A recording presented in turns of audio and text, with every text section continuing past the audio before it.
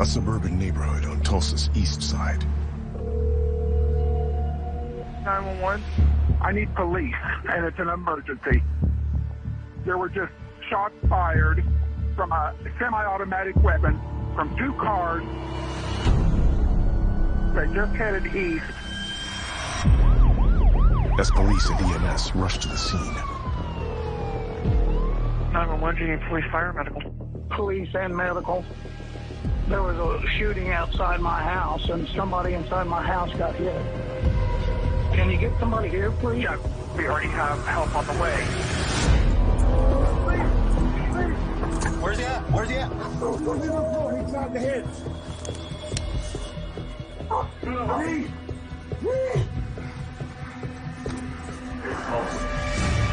First responders start CPR. Hey! This is Greg. Greg, come on, Gene, come on, man. Gene, come on, brother. You think he's 10-7? Yeah. But they're unable to save him. Gene! Oh my God.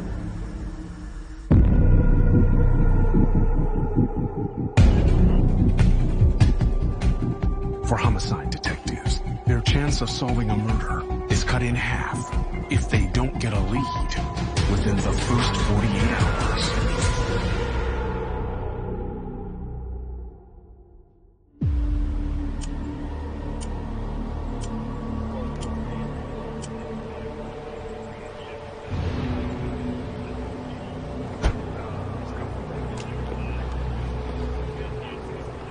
Wow, they're aggressive. And then what I want to see when I pull up in front of the house. Detective Reggie Warren will lead the investigation. Up, Max. Where's the body at? Right inside. He's laying in the front door. What name do we have? Greg Lamont. 41-year-old Gregory Lamont Dumas, Jr. was born and raised in Tulsa. Known as G, he worked as a custodian at the Bank of Oklahoma Center and was enrolled in welding school. He leaves behind his parents, 3 sisters, and 2 brothers. The victim, was he living there? Greg lives on the other side of Harbor. Greg lives 4 blocks away and is friends with the homeowner's son. I'd like to go and look at the victim. All right. Yeah.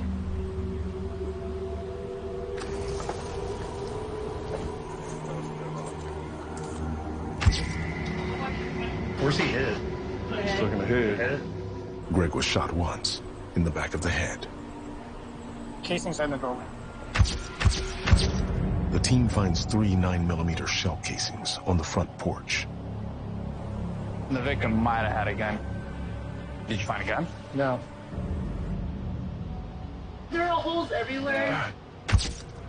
The front of the house was struck multiple times. What caliber cases do we have right here? In the front yard, 223.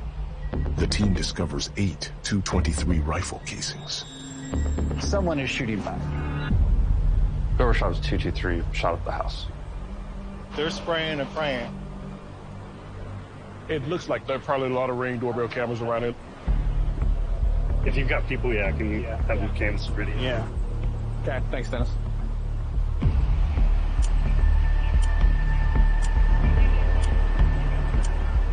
Homeowner is sitting underneath the carport. Okay. The man who owns the house where Greg was killed was sitting outside when the shooting occurred. Is the homeowner okay? Homeowner is okay, yes. Cool. Homeowner says a white male wearing dark clothing was standing outside of his fence. Okay. Says he sees a dark SUV pull up and then another dark SUV pull up right behind it. Okay. White male walks over to the SUV, says he hears 2 to 3 shots. White male starts running towards the house. Says the driver of the dark sedan starts firing at the white male running into the house.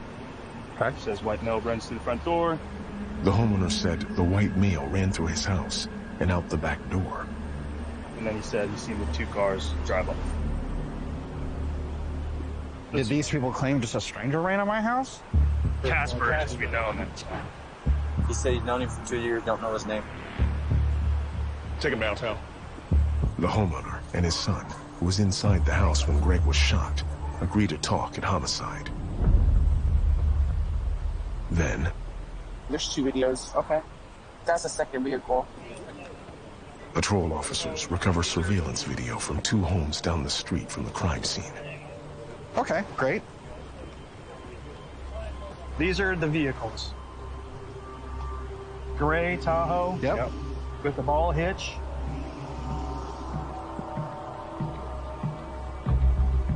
And then the other one is some kind of gray or blue Chevy Equinox something thing.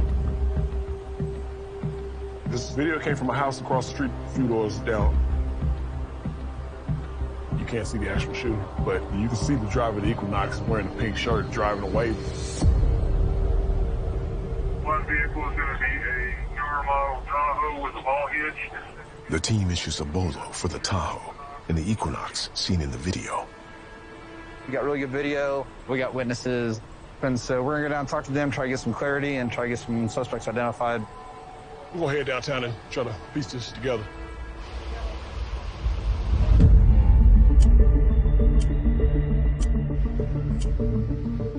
Back at homicide, I'm going to talk to the homeowner where this occurred. We'll see what he has to say. I'm Detective Ryan. Just here to get your statement, and then we'll get you back home. Okay. So, in your own words, to tell me what you saw happen. I was sitting out on the driveway. The SUV pulled up, and a car pulled up behind them. Then I saw Casper. the homeowner says Casper, a friend of his son, was standing by the fence in front of his house. I don't know who he is. But he doesn't know Casper's real name. He went out to the SUV. Okay. And he come back toward my house. He had a white envelope, like a mailing envelope. He came back up towards my house, and then boom, boom, boom. He says Casper suddenly fired 3 shots at the vehicles in the street. And then I saw the person in the second vehicle. They got out and went to the back of their vehicle. Okay. They were putting a weapon together and came up and started firing at him. Boom, boom, boom. Trying to, I think, shoot him as he went into the house. And that's probably what got Greg. Could you say if it was a rifle or a handgun that he put together? It wasn't a handgun. Okay.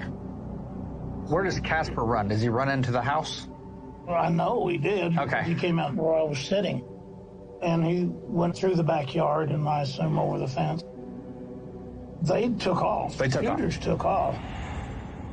Greg, our victim, G wasn't out at the cars. No. I don't think Greg has anything to do with anything. Okay. I think he was just very unlucky. Okay. I think that's all. I appreciate your cooperation. Okay. Talked to a witness here, says Casper was the one that was shooting back at our suspects. The 9mm casings on the front porch are going to be Casper's. But I don't know his real name. Got to find Casper, the friendly ghost. Ryden runs the nickname Casper in the police database. Okay, we found him. Casper is 25-year-old Noah Chrisman. He is a father and has another child on the way. Chrisman has multiple convictions, including transporting a loaded firearm in a motor vehicle and threatening an act of violence. So we know who Casper is. Casper knows who he was dealing with. The team will put out a bolo for Noah Chrisman. Okay, I have to interview the homeowner, so, and we'll go from there.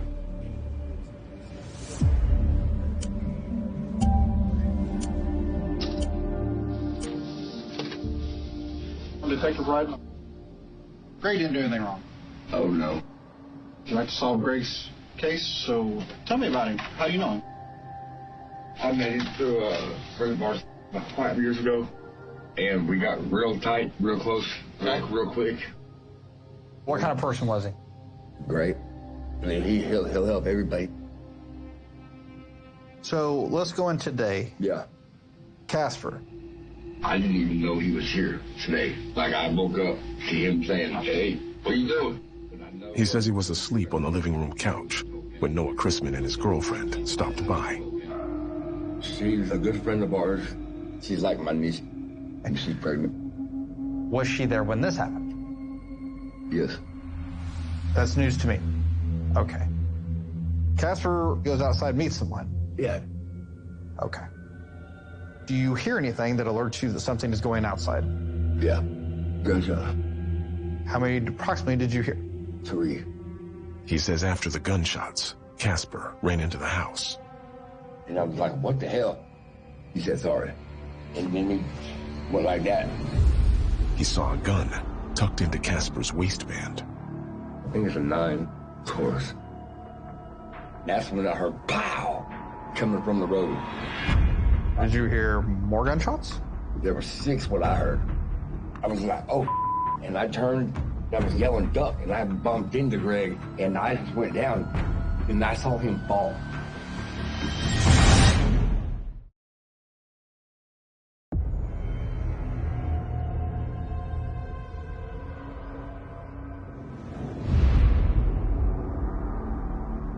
Okay. So you saw Greg fall? And I turned, and then right there next to me. Okay. He says Greg collapsed onto the floor next to him. That's when I seen him, oh, there was just, I mean, his blood was just. Okay.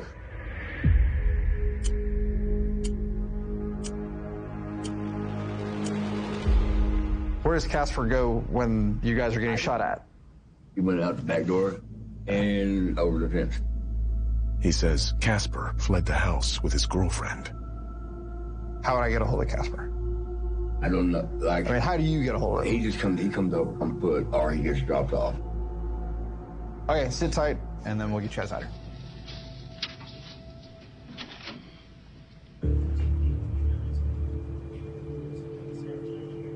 Right now, let me make contact with Mom, see where she is, and we'll go to her.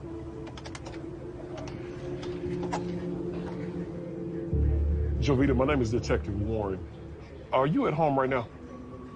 I need to come talk to you.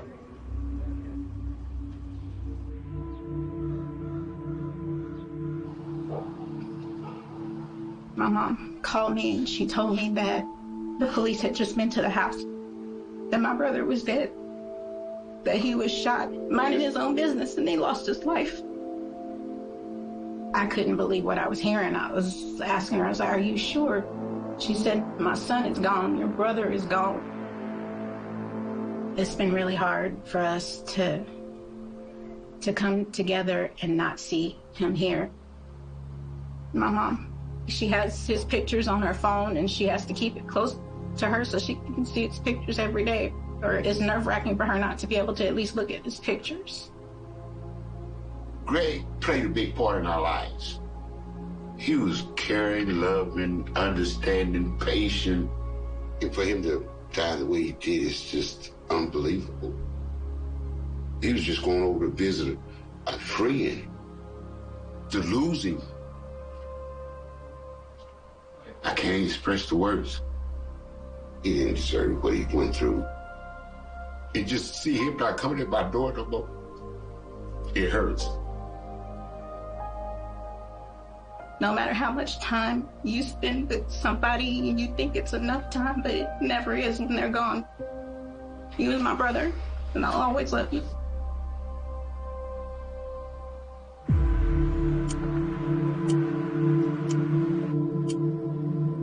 As detectives return from notifying Greg's family. This appears to be the same Tahoe from the original Ring camera. Patrol officers spot an SUV matching one of the suspect vehicles, just blocks from the crime scene. Turn off that Tahoe! Driver, step out. Let's get your hands. Walk straight back to that side of my car. Walk to me. What the f*** is going on? What do you mean? Passenger, your turn. Step out of the car with nothing in your hands right now.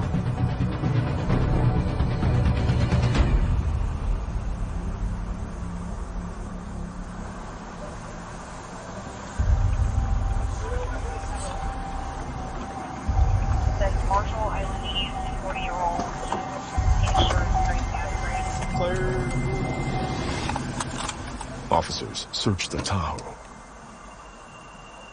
There's 223 casings.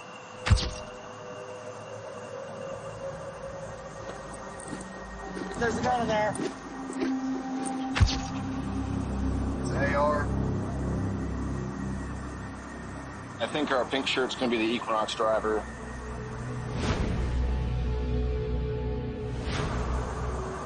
What's your name?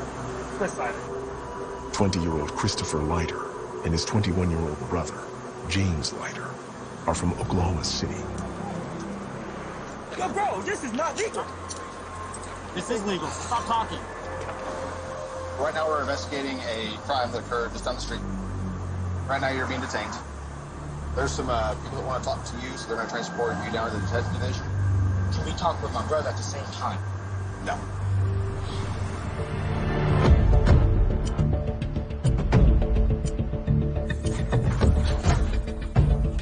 4 hours since Greg was killed. Both of these guys were from the Oklahoma City area, so I called Oklahoma City PD and got a little bit of information on them. Chris Leiter. Christopher Leiter owns a mobile detailing and pressure washing business. He has no prior convictions. His brother, James Leiter. James Leiter has prior convictions for possession of a controlled substance with the intent to distribute and knowingly receiving stolen property. I'm gonna go try to interview those guys and see what we can learn.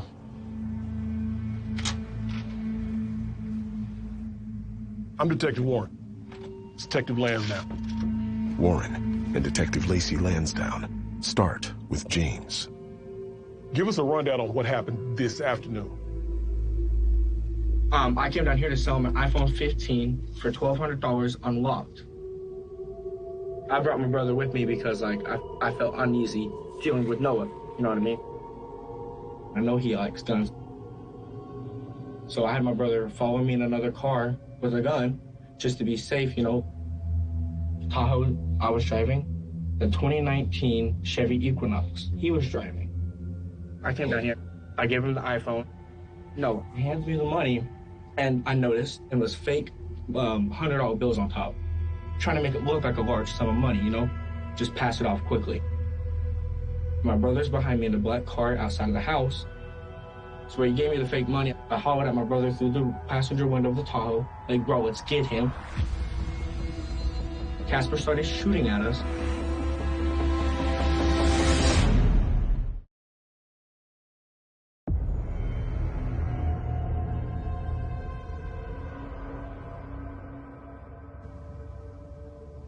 I was in the Tahoe, you know, like, dug down.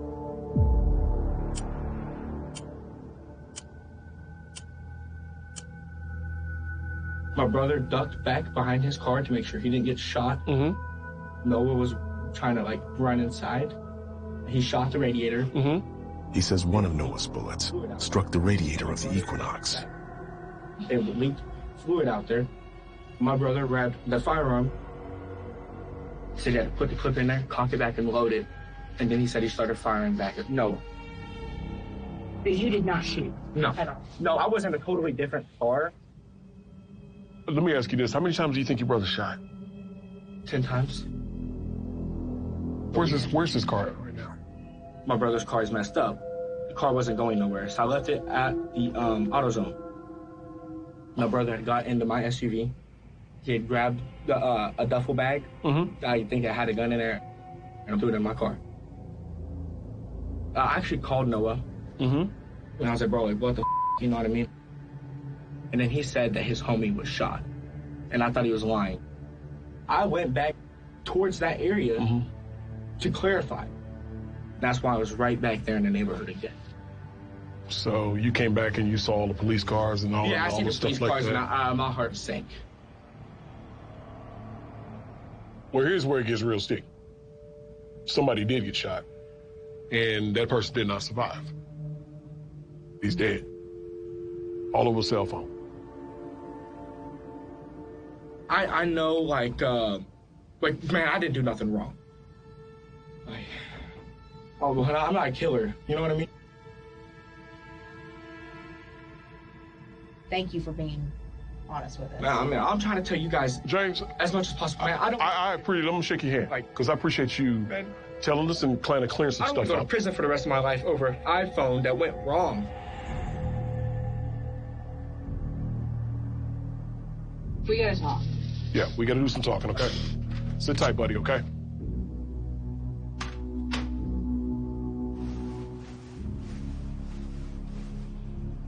I think he's being truthful.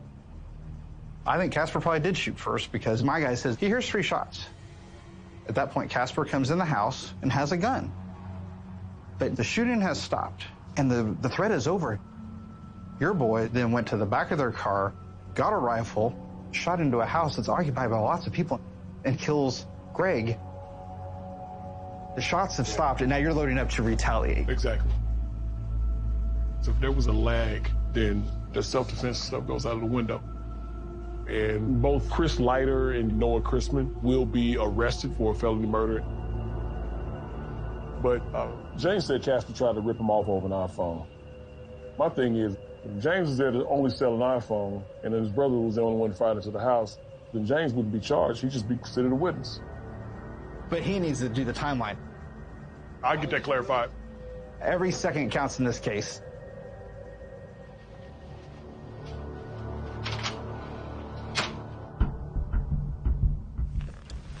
I need to clarify a couple of things.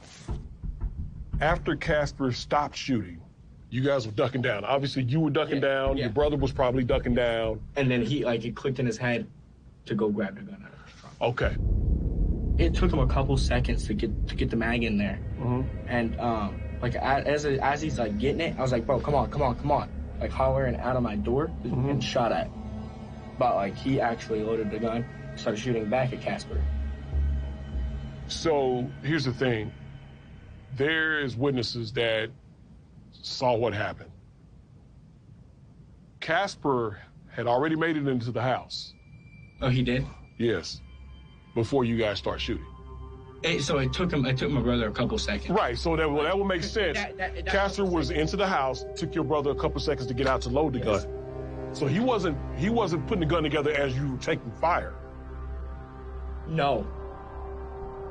They weren't firing bang, bang, bang, bang, bang, bang, bang, bang, bang, like at each other. It wasn't like a gun battle, like the Wild West. It was a lag in between, am I correct? It was a lag, yes.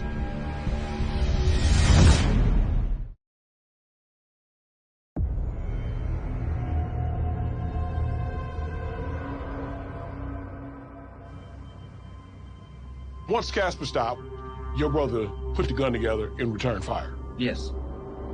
Okay.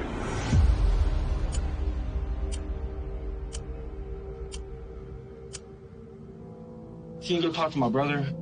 He'll tell you a lot more, too. I'll talk to him in just a second, okay?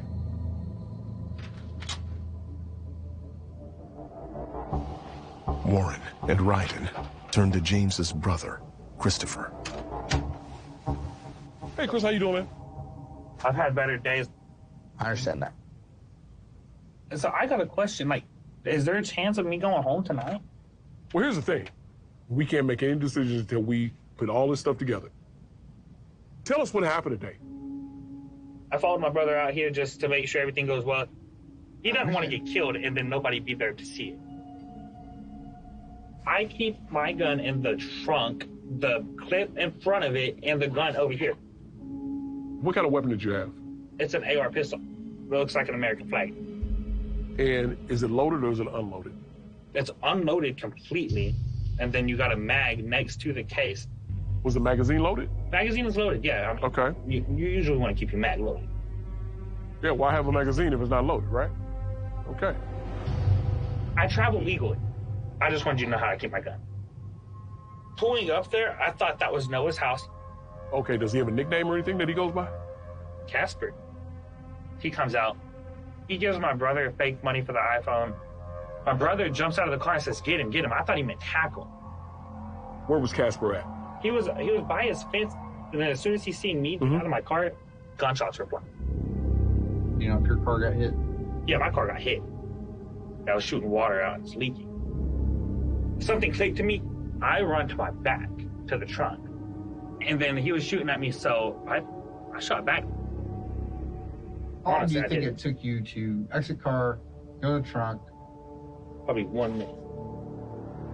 It took you about a minute to get your gun? Yeah, it took a while. Okay. I don't want to kill nobody at all. I didn't even want to hurt nobody. I was just trying to hit the house because at the point that you shot my $30,000 car, I'm not trying to hit you. I want your house to be repaired. Okay, that's real interesting. Once those shots stopped, you felt you were able to go get your gun and in return fire, hitting an individual in the house. Let me ask this. I'm smart. Those are like real breaks, and the bullets can just go through. What else do houses have? Insulation and sheetrock. What do you look out of a house? Windows. Yeah, you get a window. I'm not saying it went through the brick, but I know it went through a window. There's a dead guy. So far, what's it looking like? Because honestly, like, I thought I got shot. I started checking my body. Honestly, like, I was looking around. I was making sure that I wasn't hit. He shot at you guys. However, you had to physically think, let me get my gun, get out, open the trunk, open the case where your gun is in, load it, make it ready, and then fire back. So here's the thing. You weren't getting out of your car to get that gun while you were taking fire. You were ducking. No, I was. I was on my, right. I was you on were my ducking. way to the back. Honestly, it probably happened faster than that. I'm going to say 45 seconds. Well, Chris, sit tight for just a second, okay? I'm going to go talk to my partner.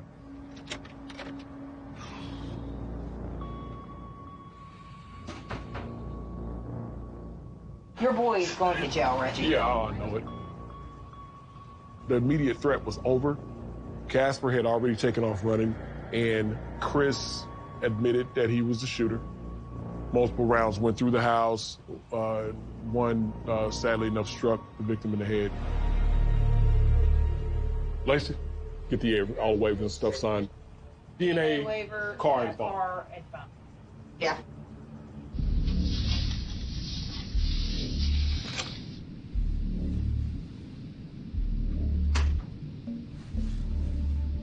There's a couple things we need to get from you. We need to process these cars, so we'll need to get a search waiver for those. We do need to look in the phone, because that's how you're communicating with Casper. We need a search waiver for that. It'll speed things up a lot quicker. I'm gonna be honest with you, man. I'm worried about my cell phone, you know what I mean? Why? So, let's say, like, I wasn't completely, like, giving him, like, an iPhone, you know what I mean? What if it was something else? I would appreciate you being honest with me about it. I feel so sick.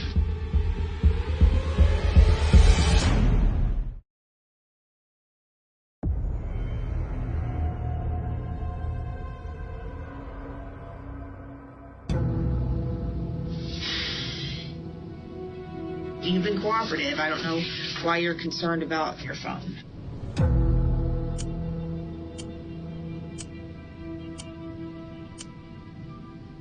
It's in the messages, you know what I mean? You're gonna see it. I lied about the iPhone. So what? So, what if it was drugs? Okay. I just don't want to go to jail. What kind of drugs? Molly? How much weight talking with this Molly? It was Molly and a couple other things. Okay, so Molly and what else? You're doing good. You've come clean. This is gonna put me in jail for distribution, though, yeah? I don't know. We're worried about somebody being dead. So, just come clean about what all you were selling. I sold him some acid, some Molly. Acid. Molly. What else? Adderall. Adderall. Okay. It was $4,000 worth of stuff. Okay. Did you give him these drugs? Or is it still in your car? He gives it to him. So he has them then. Okay. I'm on probation. Yeah, man, that's not good. How many, years is that? For drugs? I don't know. It could be anywhere from 5 to life. This just me. No, it didn't. Oh my God. Will you ask if I could just get my brother off? Of course I will. I don't know if I'm ever gonna see him again. He's 20, and I'm probably going, you know? Yeah, I'll be right back.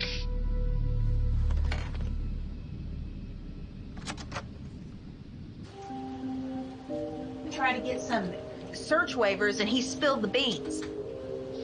If you're selling an aggravated trafficking amount of drugs and a murder happens, Of an innocent that person. is called a felony murder and everybody's going. I mean, he was fine when it was an iPhone, and now he's not.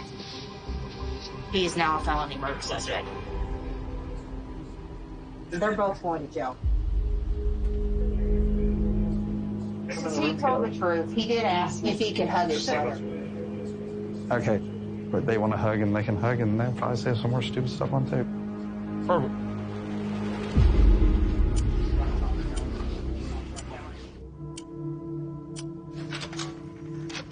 James, here, I'm gonna have you sit down. So here's the deal. You both are going to jail today. What are the charges we're going to jail for tonight? It's called felony murder. Both of us? Both. You're in trouble because you're part of it. You set up a drug deal, your brother backed you and had a gun, and then during that drug deal, an innocent person got killed. I admit, you guys did get shot at, but nobody's gonna get charged with murder just like you and your brother. So, rarely would I do this, but you guys seem like brothers that aren't gonna cause a problem. So I'll let you guys sit in the same room. Okay.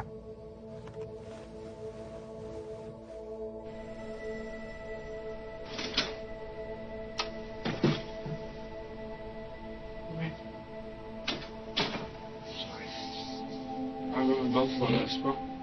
No, you didn't, bro. Don't do that. No, it didn't. And we're getting out of this, bro. This is probably the last time that we'll be chilling together for a long time, bro. Make it look so bad.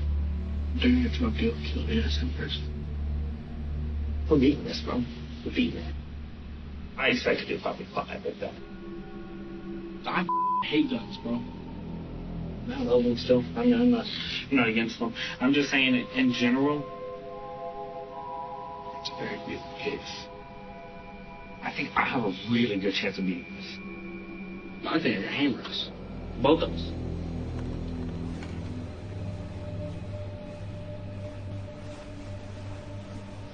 It's crazy. I didn't think that was Why did God do this to us? I'm gonna miss you. Love you, bro. Seems like Chris and James have no remorse for what they did. They just want to beat the case. They really seem likable when you're talking to them, so it's a little disappointing that they don't understand what they did was really bad and it led to someone being killed. They'll figure it out eventually. No, because I see people. Okay.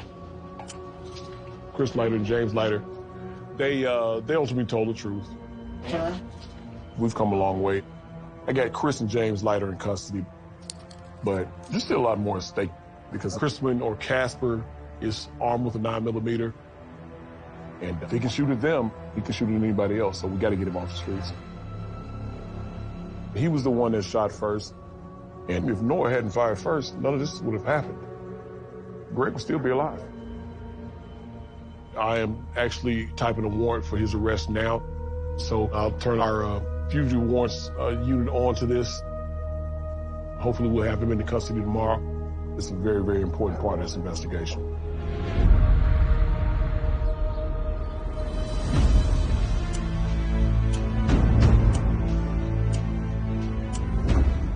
The next day, the team scours the city for Noah Crispin. But as the first 48 winds down, he's nowhere to be found.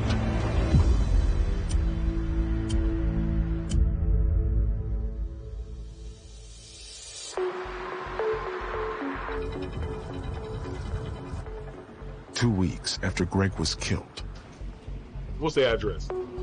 Fugitive Warrants has a lead on Noah Crispin. Okay, cool. I appreciate it. Noah Chrisman, a.k.a. Casper, left town and was in Perry, Oklahoma with his girlfriend. They got a tip that Noah is hiding out at his girlfriend's relative's house. The Fusion Warrants Unit contacted the Western District of Oklahoma U.S. Marshals Service, and those deputies better go try to hit the house where they are now and try to get them in custody. 80 miles west of Tulsa. Noah, come out now. You have a warrant for your arrest. U.S. Marshals and officers from Perry PD surround the house. Have the house surrounded. You're not going anywhere. Barricaded in the back room with 9mm. All hands into the house. Come on down. Come out.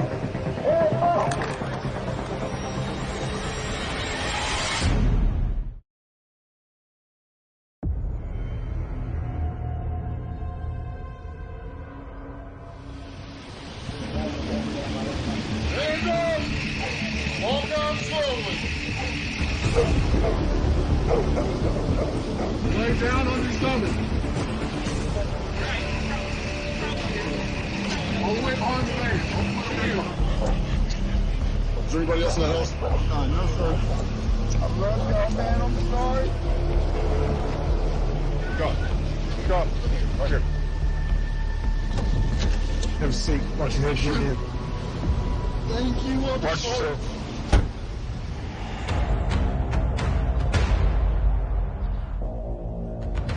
They said that the 9mm semi-automatic gun was in the house. We don't know if it's the gun that was used in this shooting, so I'll have to wait on our ballistics to come back to do a match on that, but they're going to be booking him into the Noble County Jail. Noah Chrisman will be extradited back to Tulsa. So today's a good day for this case.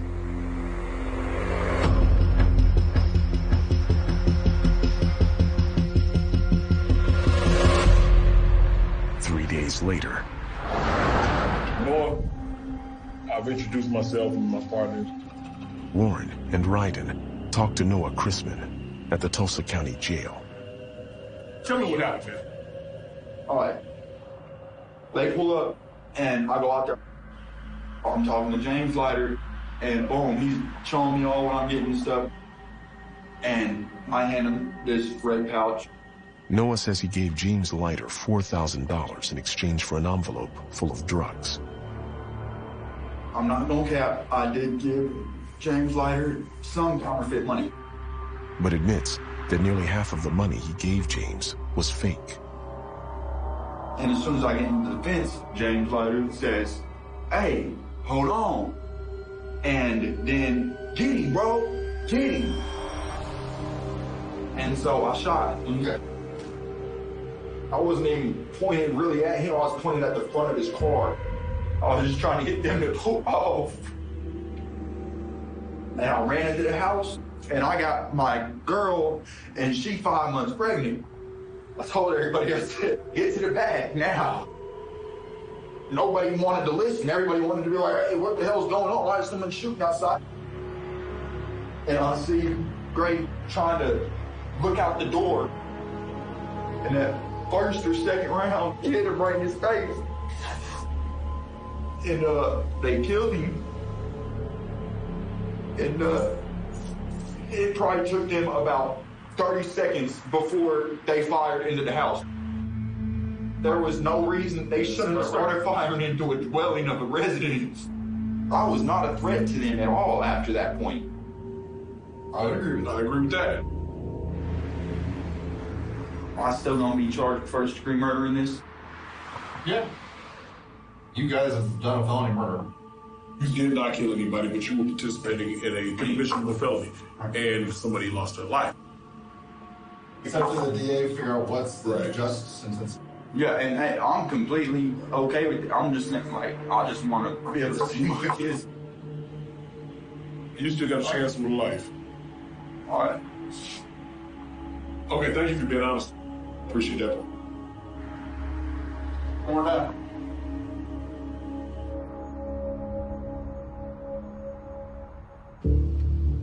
Noah confirmed everything that the two brothers, Chris and James Leiter, told me.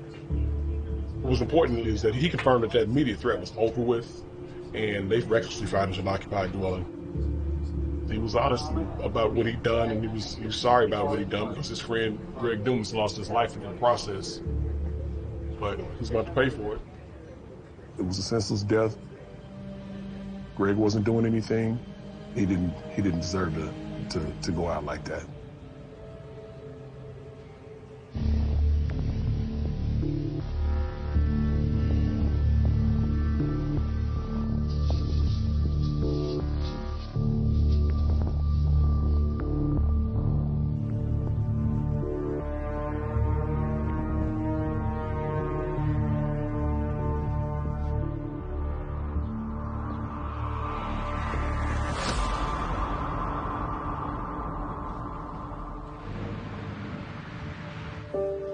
"5 months after Greg was killed.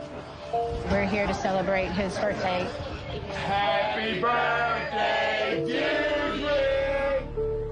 Even though he's not here with us today, we still want to keep his memory alive. He lived a very productive life. He did a lot of positive things. And to be honest with you, even right now, it still ain't quite settled in that the fact that he's gone. He's about one of the best oldest brothers I ever had. I miss him. And I'm still going through it to try to figure out why this had to happen. He was a great brother, and I'm going to miss him so much. Let him go, y'all. Yes, we love you.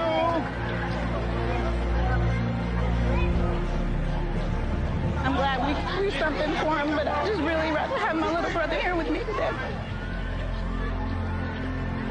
He's in God's hands now. I love you, Greg. He ain't never gonna be forgotten.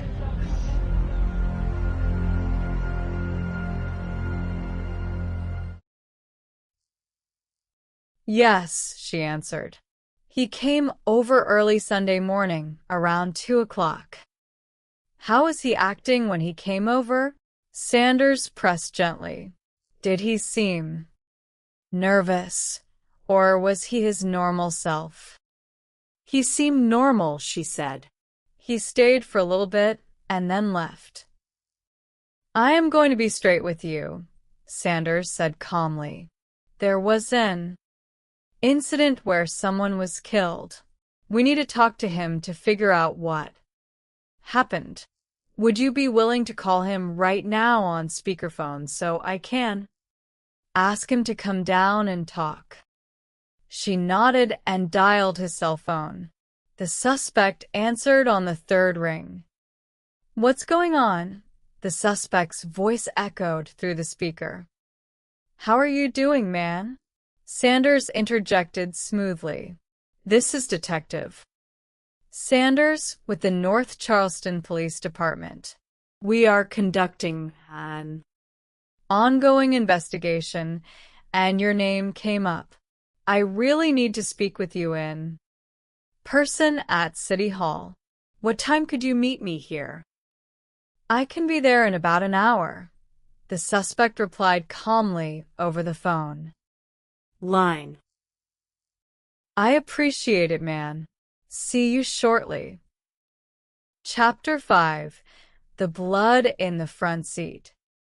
Less than 20 minutes after the phone call ended, before the suspect could voluntarily arrive at City Hall, an automated license plate reader snapped a hit on the white Infiniti G37 traveling along a major commercial corridor. A nearby patrol unit executed an immediate high-risk felony traffic stop. Step out of the vehicle. Put your hands up. Right now. Officers shouted. Weapons drawn. The suspect was ordered to the ground and handcuffed.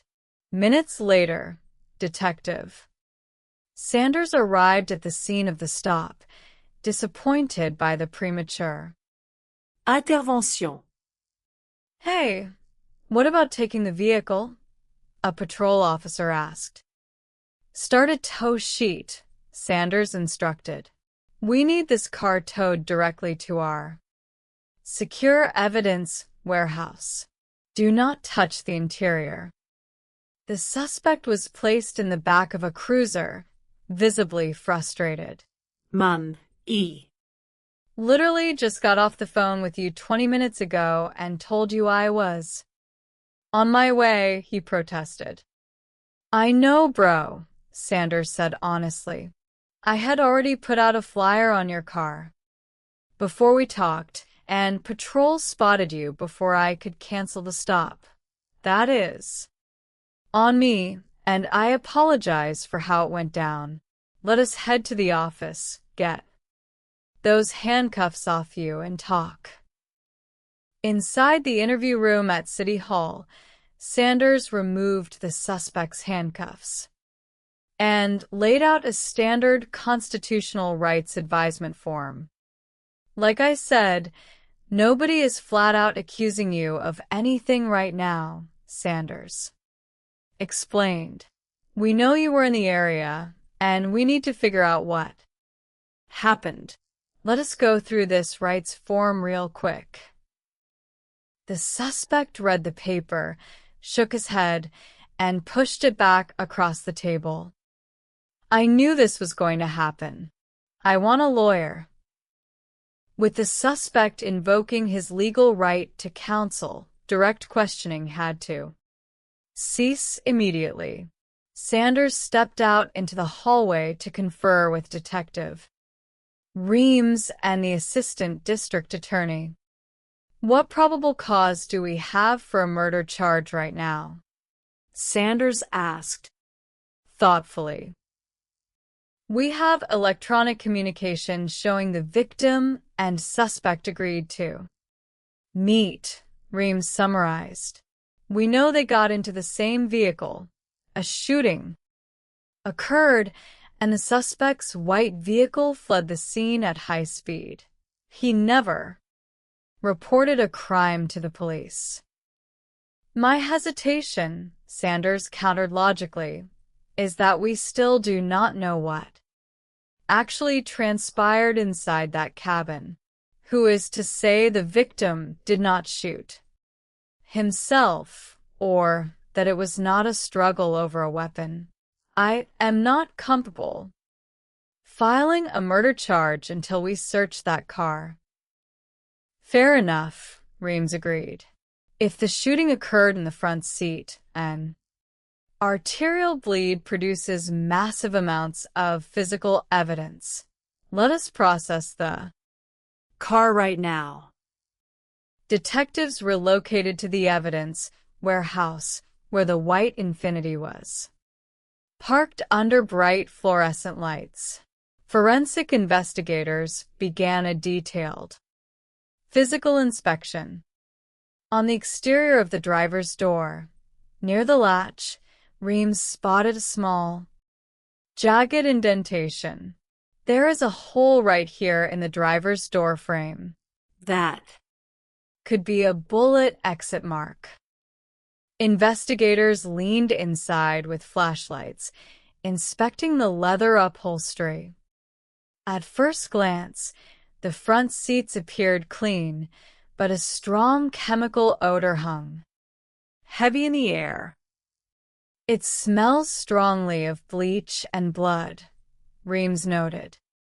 Forensic technicians sprayed a chemical reagent, Blue Star, across the interior cabin.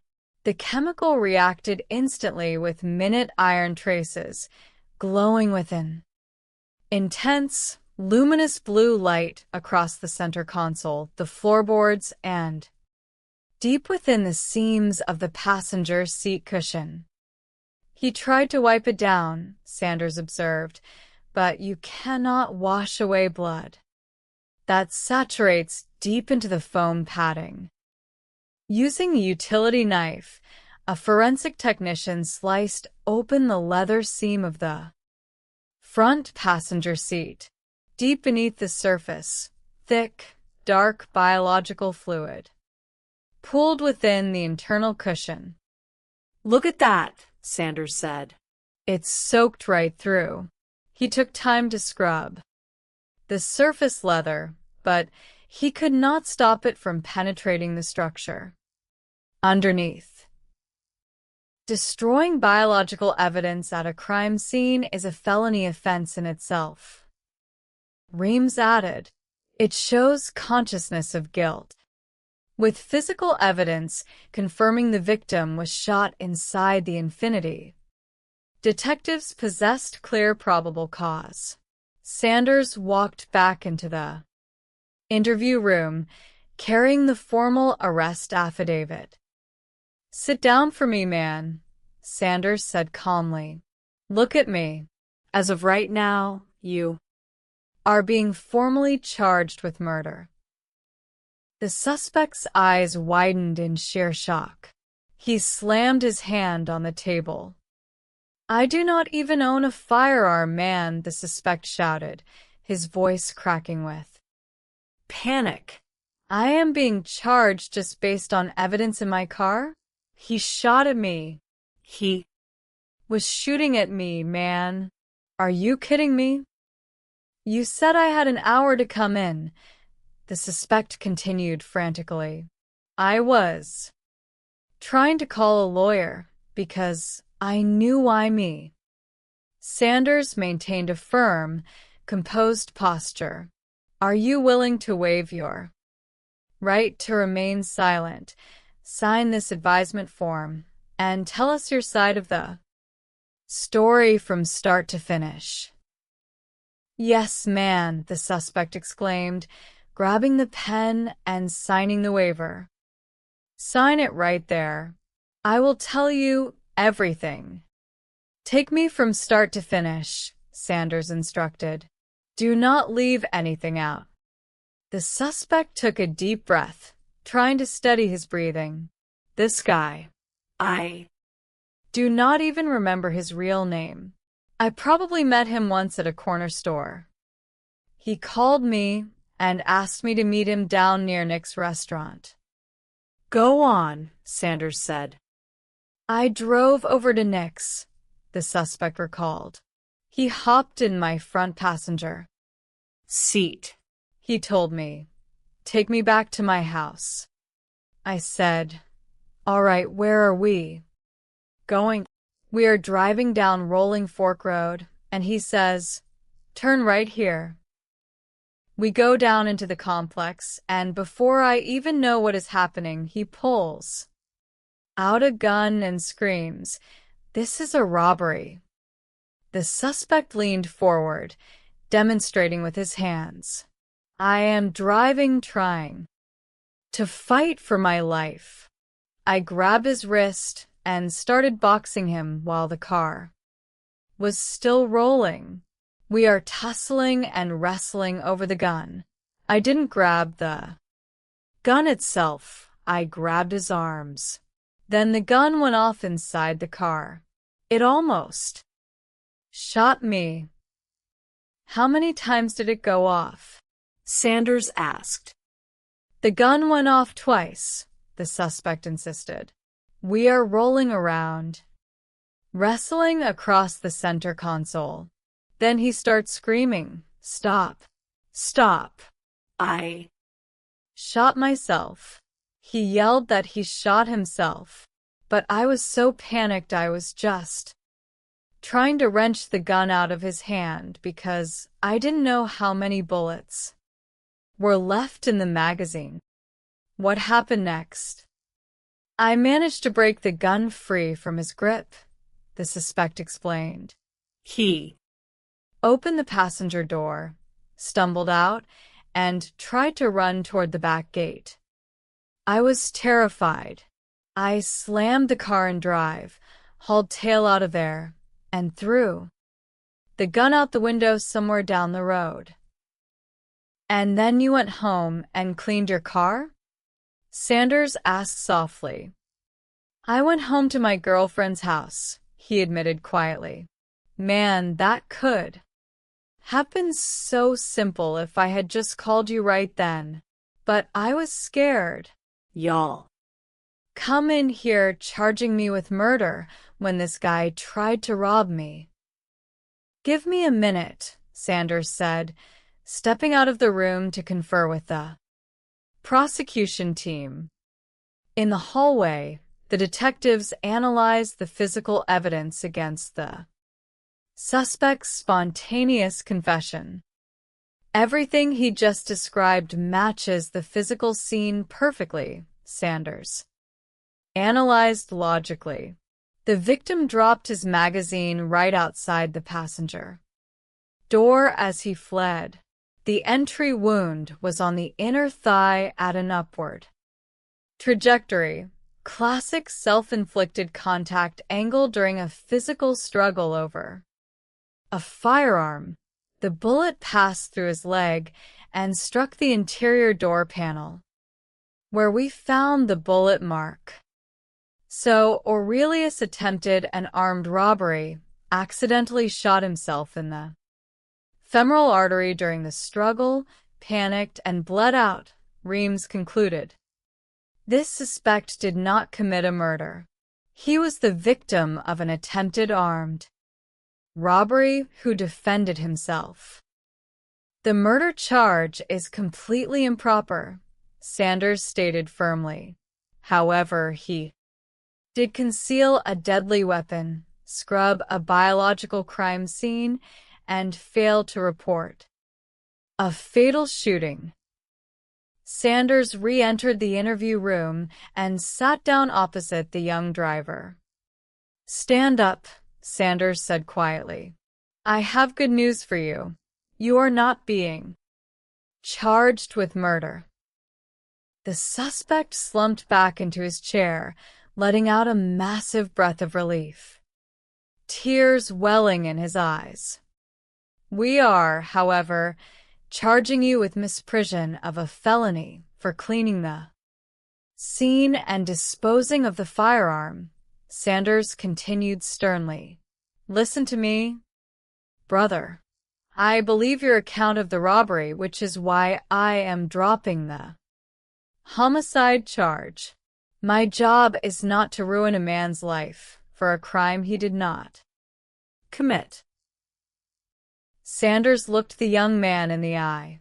"If you ever find yourself in a situation like this again, no matter how terrified you are, you call the police. Immediately. You get ahead of it." With 4 hours remaining in the initial 48-hour window, Sanders officially closed the homicide investigation. Aurelius Nelson's tragic decision to conduct an armed robbery ended his own life, leaving a grieving family behind. But through rigorous physical forensic analysis and objective investigative reasoning, justice prevailed, ensuring an innocent driver was not wrongfully condemned for a murder that never occurred. Book 2, Shadow over Norris Lake. Chapter 6, The Double Homicide at the Park. The calm tranquility of Norris Lake, a quiet suburban enclave in Gwinnett County, Georgia, was violently broken in the early morning hours. At 2:43 in the morning, a panicked 19-year-old woman dialed 911 from inside a parked vehicle. "I was in the car sleeping and I heard gunshots," she sobbed into the receiver. "Who was shot?" the dispatcher inquired. "My boyfriend and his friend." "Is he breathing?" "I don't think so." "No." Responding patrol officers pulled up to the dark park entrance, their spotlights sweeping across the pine trees and wooden picnic tables. 2:43 on scene, an officer radioed. "We have 2 males down near the picnic structure. Unresponsive." An officer rushed forward, checking for vital signs. "Buddy, you okay?" "We have the fire department on the way." He turned back to his partner, shaking his head. "Signal 48. Both victims are deceased." Uniformed officers immediately set up a perimeter around the park. A canine unit was dispatched to the scene, landing a trained tracking dog on the ground.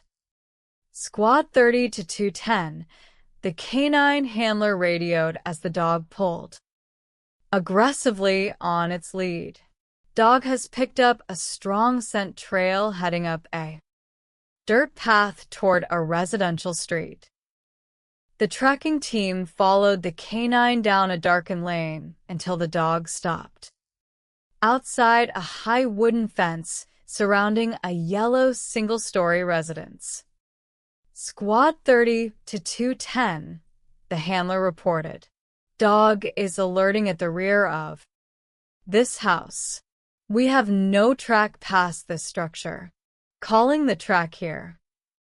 Officers knocked loudly on the front door of the yellow house. Through a side window, an officer observed an interior light flick off immediately after the knocking began. Despite repeated attempts to make contact, no one answered the door.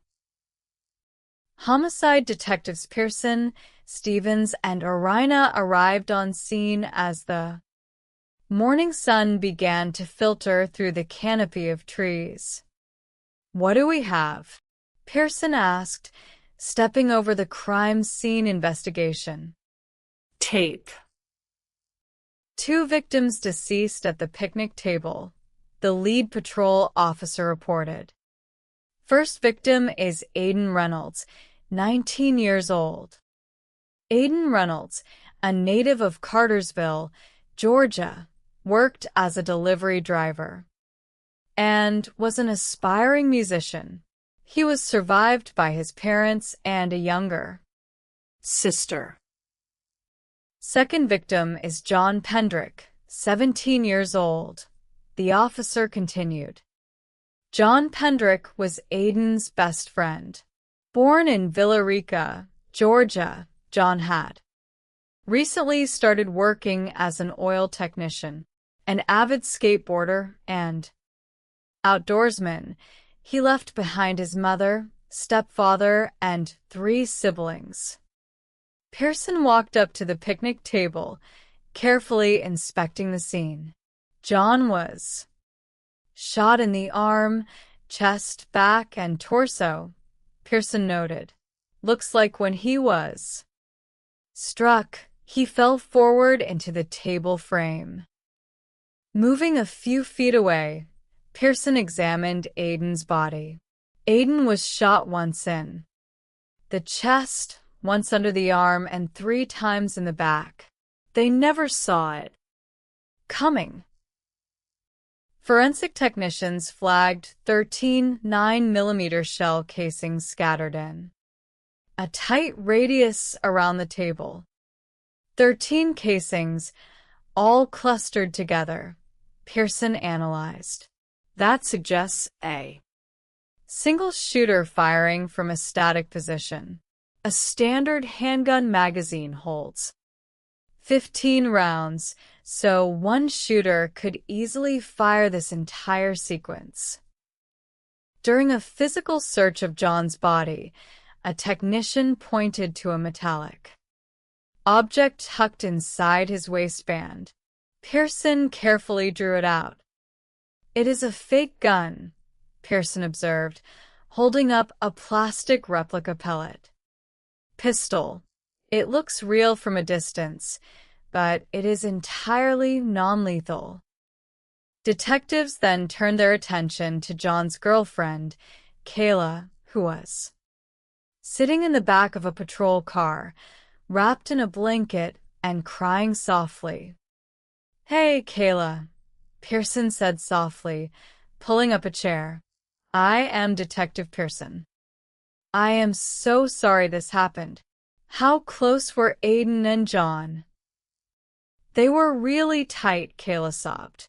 "Like, all 3 of us spent all our time together."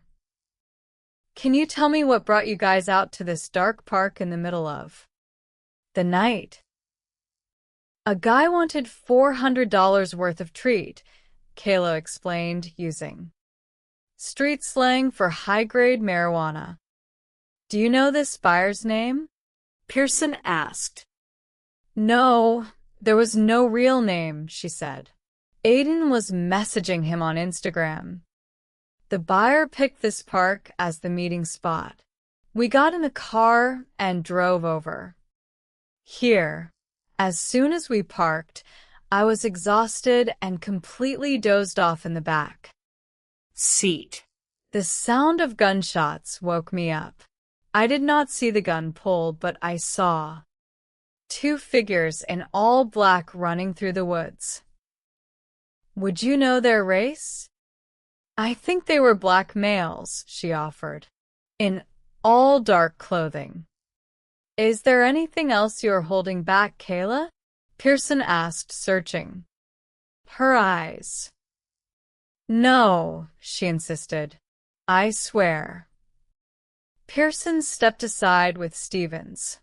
This looks like a drug ripoff, Pearson said. The buyer picked this obscure neighborhood park you do not know about. This park unless you live in Norris Lake or have spent time here. The suspects knew the area. Chapter 7. The broken phone and the video record. Detectives returned to headquarters with the personal effects recovered from the victims, including 2 damaged smartphones. Forensic specialists successfully extracted data from John Pendrick's device. But Aiden Reynolds' phone was severely damaged, its charging port smashed. We cannot pull data from Aiden's phone right now, the technician reported. The hardware will require micro-soldering repairs before we can extract the internal storage. That is frustrating, Pearson said. According to Kayla, Aiden was the one communicating directly with the killer on Instagram. However, the partial data recovered from John's phone provided an immediate, chilling revelation. At 11:30 at night, exactly 1 hour before the fatal shooting, Aiden had sent a text message to John. What if I was thinking about robbing him? Pearson studied the text message on his screen. An hour before they went to the park, Aiden was proposing to rob the buyer. Pearson realized, if Aiden attempted a robbery, or if the buyer anticipated it, the transaction inverted into a fatal ambush. Pearson brought Kayla back into an interview room for a secondary interview. Kayla, you are my primary witness, Pearson said firmly. I need complete honesty from you. Did Aiden plan to rip someone off tonight? Kayla dropped her head, wringing her hands. Aiden called John earlier and said he had a play for them. Aiden was involved in an incident a couple of months ago, where he took $90 from a local girl during a weed deal and ran off. What is this girl's name? Pearson pressed. Kayla provided the name of a young woman residing in Norris Lake. Pearson immediately dispatched an investigative team to interview the young woman at her home. Upon arrival, detectives observed that her house was situated less than a quarter mile from the park and was the exact residence where the K-9 unit had lost the scent track hours earlier. Did you know Aiden Reynolds? Pearson asked the young woman on her front porch. I knew who he was, she replied defensive. I heard rumors he was ripping people off around the neighborhood, but he never ripped me off. I had nothing to do with what happened at the park, I promise you. While that lead stalled, major progress arrived from a nearby homeowner whose security camera pointed directly toward the park's rear parking lot. Although The camera lacked internet streaming capabilities. Detectives manually extracted the storage card. Sitting in the video suite, Pearson played the high-definition footage from the night of the crime. At 12:04 in the morning, Aiden's sedan pulled into the frame. The interior dome light illuminated Aiden and John looking at their illuminated mobile screens. At 12:13 in the morning, the car's headlights flashed twice, a visual signal across the dark field. At 12:25 in the morning, Aiden and John stepped out of the vehicle and walked toward the picnic table. John carried a black backpack over his shoulders. Then, at the edge of the frame, a lone figure dressed in dark clothing emerged from the shadow of the tree line, walking slowly toward the picnic table.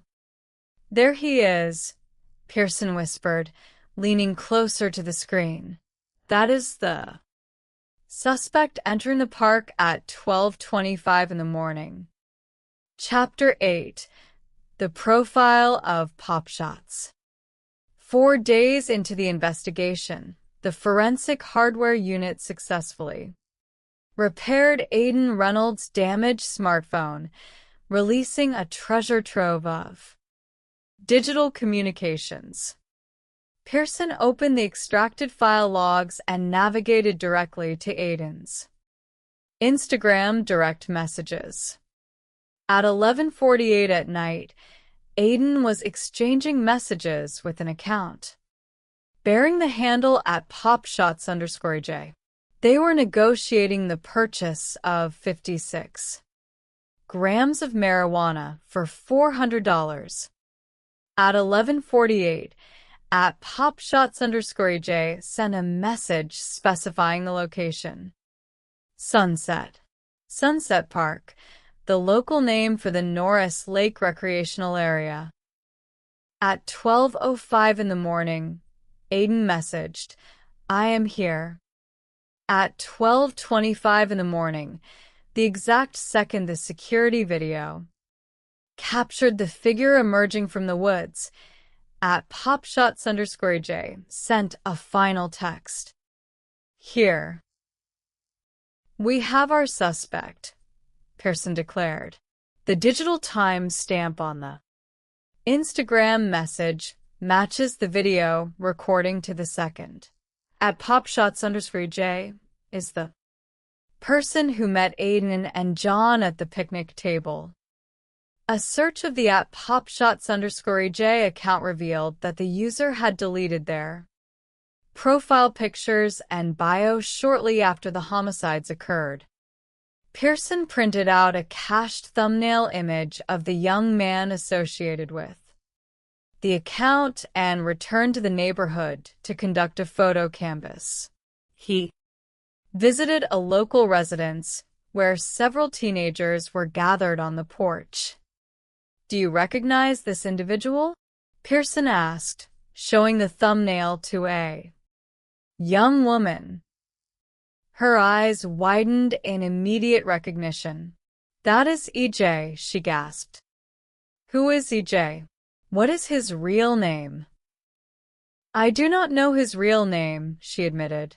"My friend and I met him down at the Norris Lake Beach area a couple of weeks ago. He asked my friend for her phone number, but she gave him her Instagram handle instead." "Where does your friend live?" Pearson asked eagerly. She gave him an address 2 blocks away. Pearson rushed over and knocked on the door. A teenage girl answered, accompanied by her mother. "Do you know this person who goes by EJ?" Pearson asked, displaying the photo. "Yes," the teenager said nervously. "He messaged me on Instagram 2 weeks ago, asking if I could do his hair.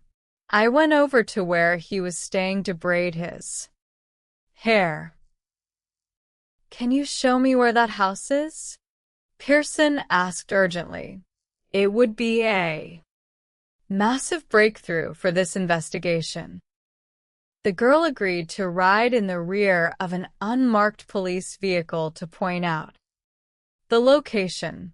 As the vehicle turned down a quiet residential street, she pointed out the window. It is that yellow house right there with the wooden fence, she said. Pearson's jaw tightened. It was the exact same yellow house where the canine tracking dog had halted on the night of the murder, and the exact same house where the interior lights had been turned off when officers knocked. Everything converges on that yellow house, Pearson noted.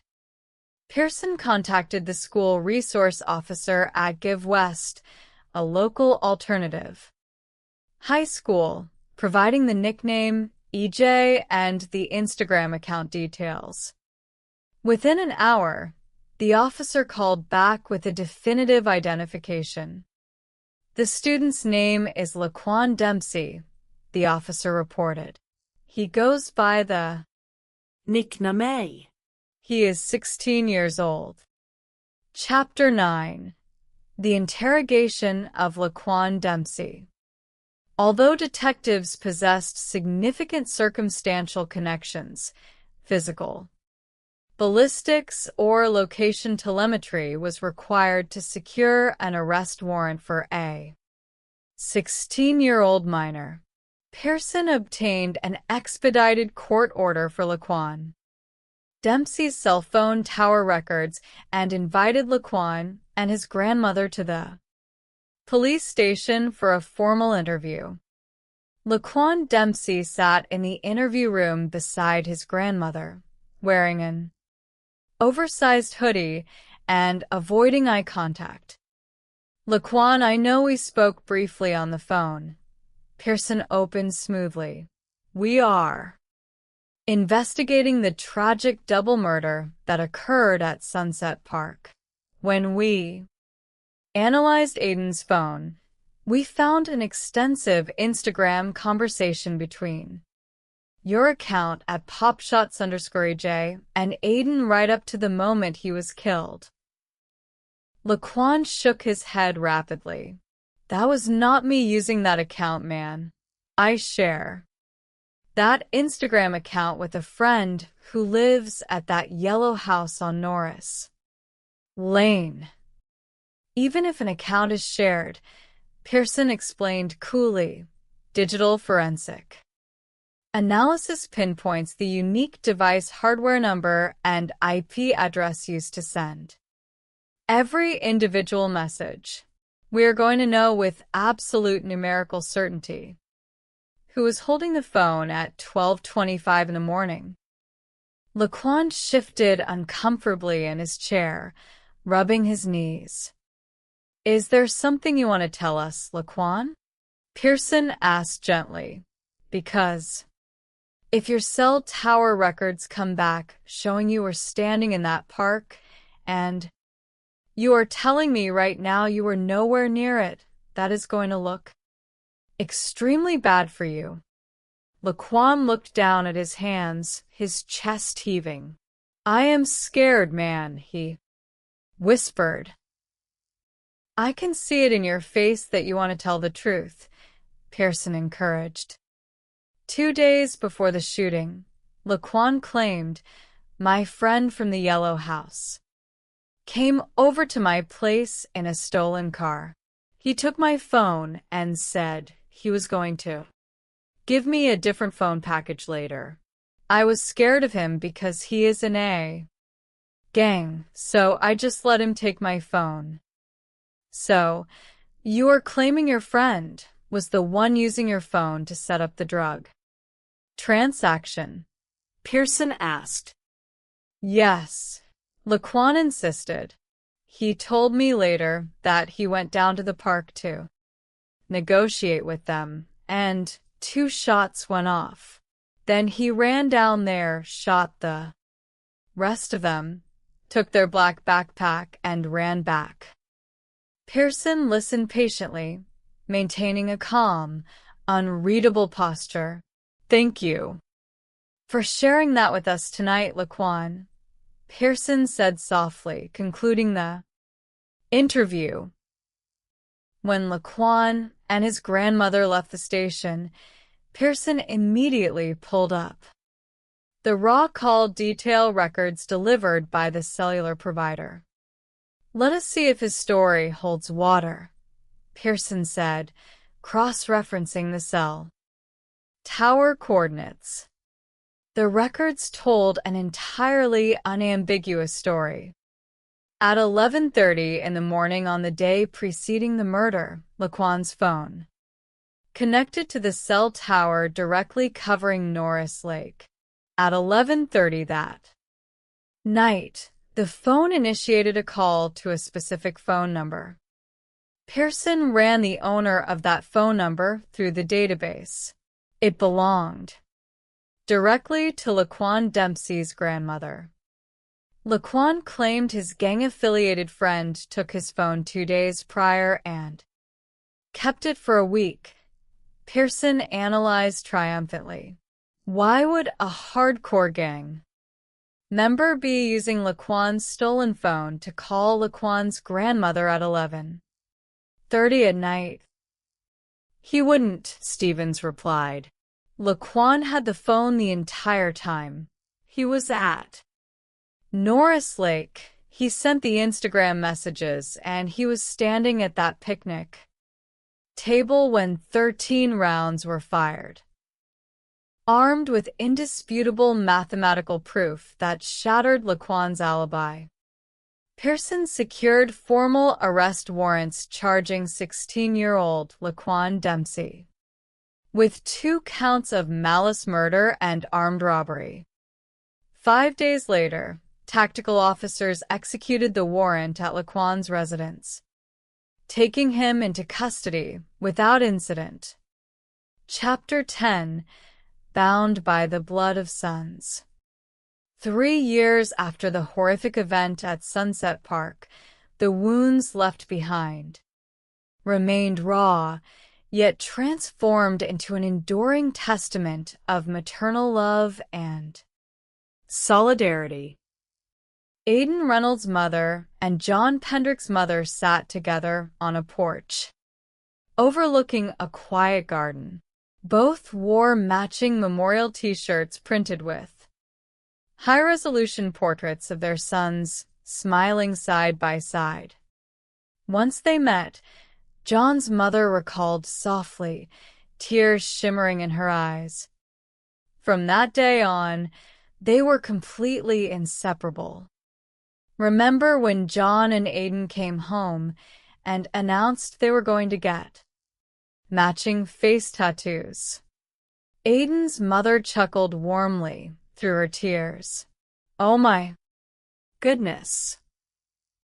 I think they just said things like that to give us a hard time, John's mother laughed gently. I can just hear the 2 of them in the back room, masterminding how to push our buttons. They were good boys, Aidan's mother said softly, taking her friend's hand. They really were. This time of year is always so difficult. I try to redirect my thought patterns to remember the joy they brought us. I am just glad they were together, John's mother whispered. Bound forever. So are we, Aidan's mother replied gently. We are forever bound by the blood of our sons. I always have someone who knows exactly what I am feeling because you are right here beside me. I love you, John's mother said, hugging her tightly. I love you too. While a senseless act of teenage violence stole 2 promising lives and condemned another youth to a lifetime behind bars, the truth exposed by rigorous investigative work brought legal closure, allowing 2 grieving families to honor the untarnished memory of their children. Book 3: Whispers in the Ashes. Chapter 11. The Bone in the Backyard. In the late afternoon on the rugged west side of Tulsa, Oklahoma, a mundane search for a lost pet unexpectedly unraveled a months-old homicide. A local resident called 911, her voice trembling over the static. 911, do you need police or medical? Police, the caller gasped. I was looking for my cat's collar in this guy's backyard, and I found human bones. What is the address of the house where you found them? South 54th West Goldman Street, she reported. There was a detached garage that burned down over here a couple of months ago. Patrol units sped to the location. The property consisted of a small, single-family house with a completely collapsed, charred garage structure in the rear yard. Officers stepped through the tall weeds toward the blackened pile of timber and tin roofing. When was this fire? An officer asked a neighbor standing near the fence line. Back in September, the neighbor offered. 5 months ago. The officer crouched down, shining his flashlight into the dark recess beneath a collapsed structural beam. Look right there, the officer whispered to his partner. That looks like a human jawbone. My God. Recognizing the gravity of the discovery, patrol officers cordoned off the entire property and radioed for the homicide unit. Detectives Mark Kennedy, Ward, and Watkins arrived on scene, joined by crime scene detective Ross Hall and Dr. Angela Berg, a renowned forensic anthropologist.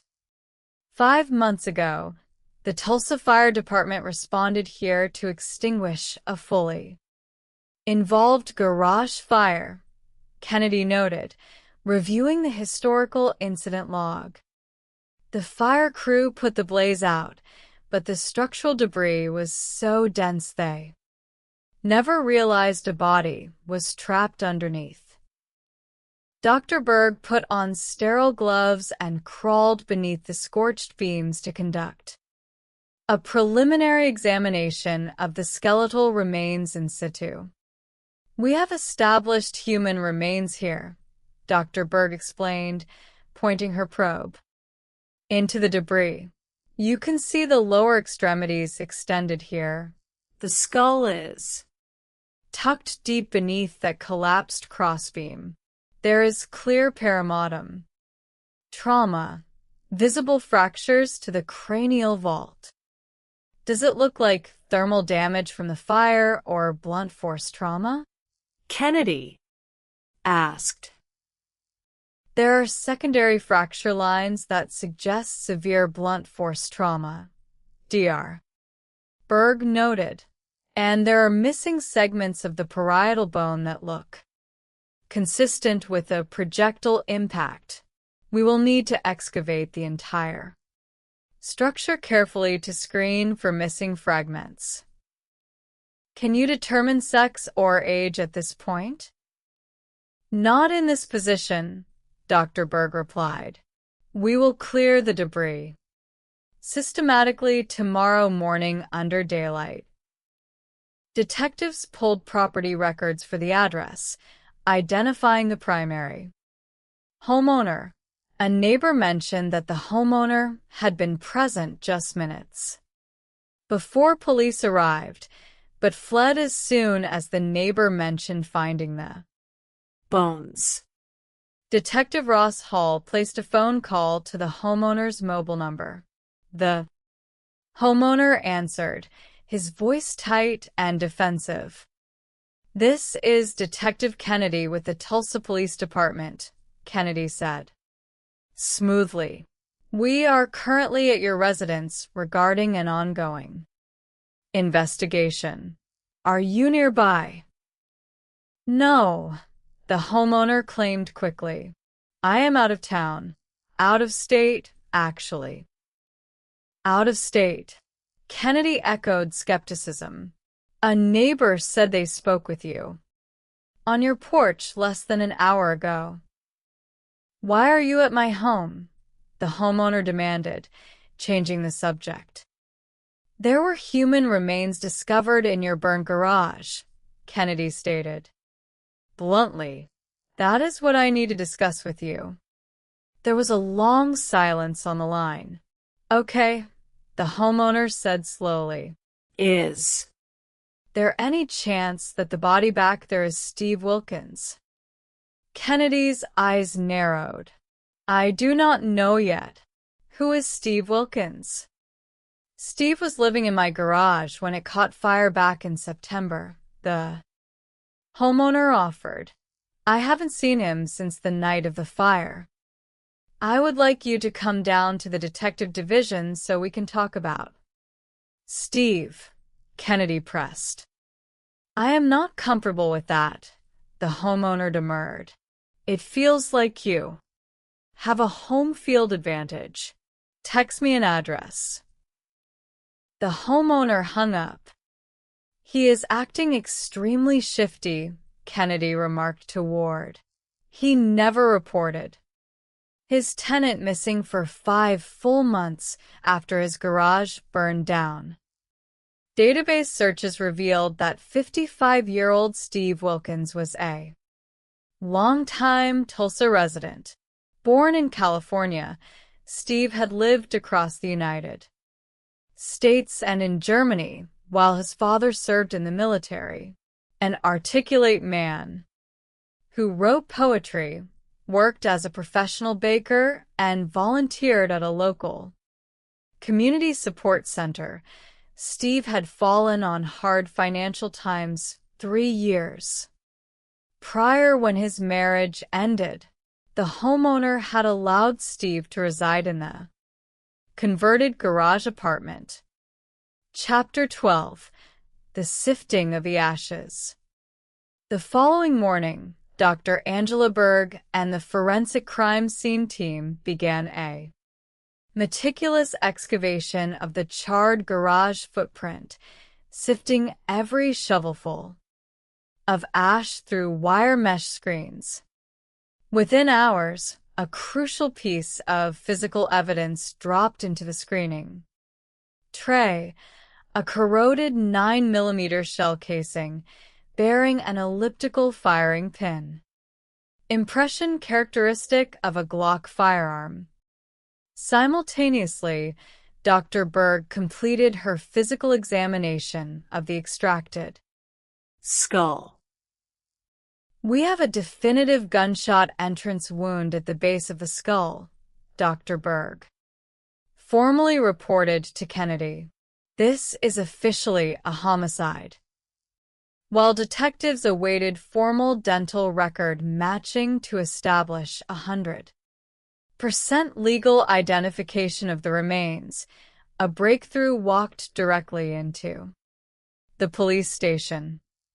Patrol Officer Darren Shipley escorted a local female resident into the homicide division.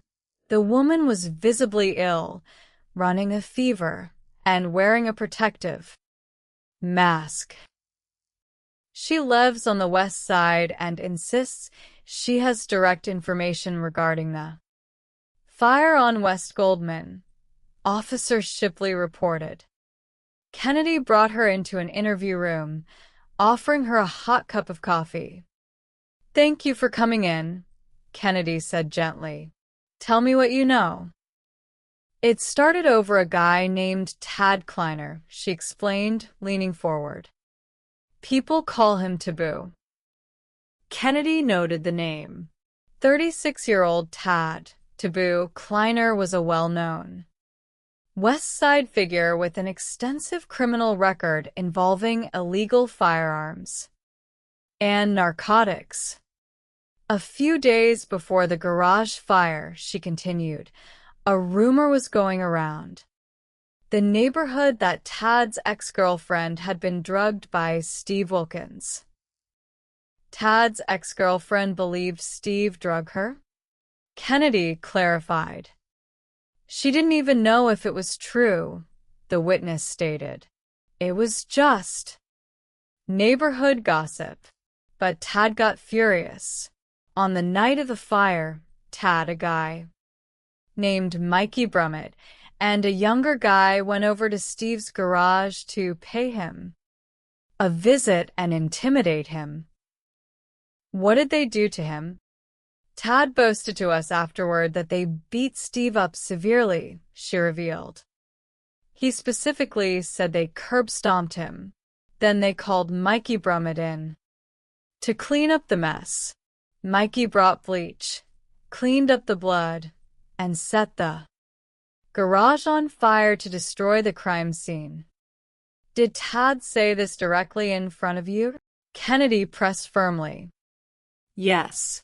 Tad said it out loud in front of me and my boyfriend.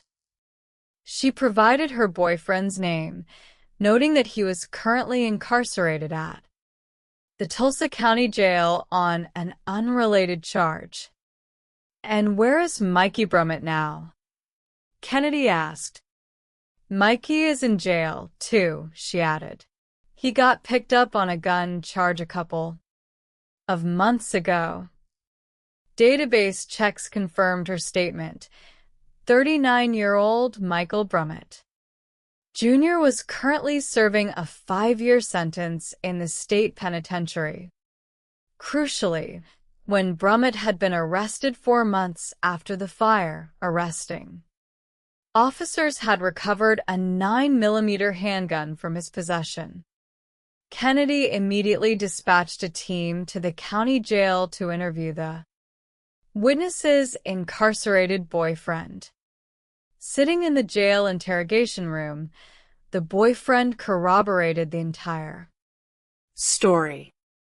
Tad was bragging that they handled Steve, the boyfriend testified.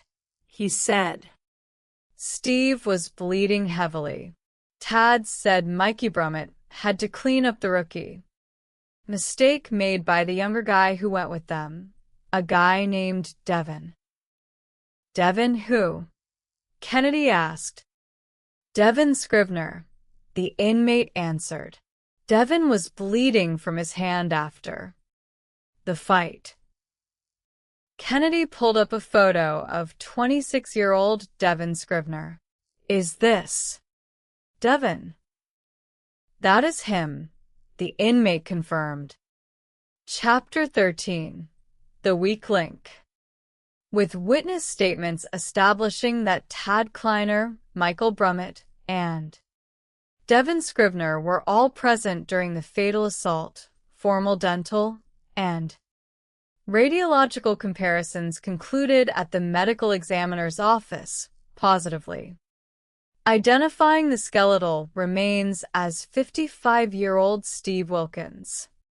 Kennedy and Ward targeted 26-year-old Devin Scrivener as the critical entry point to break the conspiracy of silence. Scrivener had no prior violent felony convictions and was viewed by detectives as the weakest link in the group. Detectives spent 2 days scouring the west side before locating Devin hiding at his girlfriend's residence. He was brought to the homicide division in handcuffs. Kennedy sat down across from Devin, adopting a firm yet conversational posture. Devin, we are investigating the murder of Steve Wilkins on West Goldman Street. Kennedy began directly. We have spoken to numerous people, and everyone is talking. I know you were in that garage with Tad Kleiner and Mikey Brummett. I know you did not pull the trigger, but you were there, and you need to tell me exactly what happened before others put the entire weight of this murder on you. Devin buried his face in his hands, trembling. Taboo came over to my house. Devin confessed, his voice shaking. He said, Hey, I need you to come with me. And Mikey, we're going to go talk to this old guy about something that needs to be addressed, drugging girls. Go on, Kennedy said calmly. We went into the garage, Devin recalled. At first, we were just standing there talking. Then Taboo got super aggressive, got right in Steve's face, screaming at him, barely letting Steve answer. Then, out of nowhere, Taboo slammed him with a punch. Devin shook his head. I was like, "What are you doing?" I thought we were just talking. Taboo yelled at me, "You stay out of this." Then Taboo and Mikey jumped him and started beating him mercilessly on the floor. What did you do? I wanted to leave, Devin claimed. I told Taboo, dude, leave him alone. This is crazy. Then Taboo stepped back toward the door. I thought we were leaving. But then Mikey drew a handgun. Mikey pulled a gun? Kennedy asked. Yes. Mikey raised the pistol and fired one shot into the back of Steve's head. The moment I heard the shot, I panicked and ran. Kennedy leaned forward, looking sharply at Devin's right hand, observing a faint, healed scar across his palm. Devin, Kennedy said quietly, you cut your hand that night, didn't you? If you did something, tell me now. Did you stab Steve? Devin burst into tears. I stabbed him maybe twice in the hand during the struggle because he lunged up, but I did more damage to my own hand than I did to him. I was terrified of Taboo and Mikey.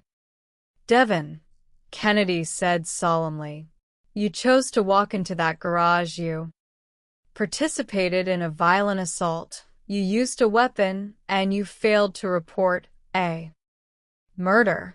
You are being placed under arrest for first-degree murder. Chapter 14. The Anatomy of a Neighborhood Lie. With Devin Scrivener's detailed confession locked into the record, arrest warrants were issued for Tad, Taboo, Kleiner, and Michael Brummett Jr. for first-degree murder. 2 days later, the Fugitive Task Force located Tad Kleiner hiding in a travel trailer on the west side and brought him into headquarters. Tad sat in the interrogation room, leaning back with an air of dismissive arrogance. Tad, I am Detective Kennedy. The detective introduced himself. We recovered human remains from the garage on West Goldman Street, identified as Steve Wilkins. Multiple co-defendants and witnesses have placed you at the scene, directing the assault. No, that's not it. I didn't murder nobody. You are out of your mind, bro. Devin Scrivener gave a full statement. Kennedy informed him. He detailed how you initiated the assault because of rumors regarding your ex-girlfriend. Tad shifted, his bravado momentarily faltering. Look, me and Steve used to be fine. Tad rambled defensively. Then he got weird, writing poetry and stuff. I had to check him a few times. I went over their days before and told him if he touched any girls, I was going to beat him out of town. But I was not there the night he died. You went over, threatened him, and then brought 2 men back to execute him and burn the structure down, Kennedy countered. You are being booked into the Tulsa County Jail for first-degree murder. Tad slammed his fist on the table, cursing loudly as officers led him away. With all three perpetrators in custody, Devin Scrivener, Tad Kleiner, and Michael Brummett, one crucial question remained for Kennedy.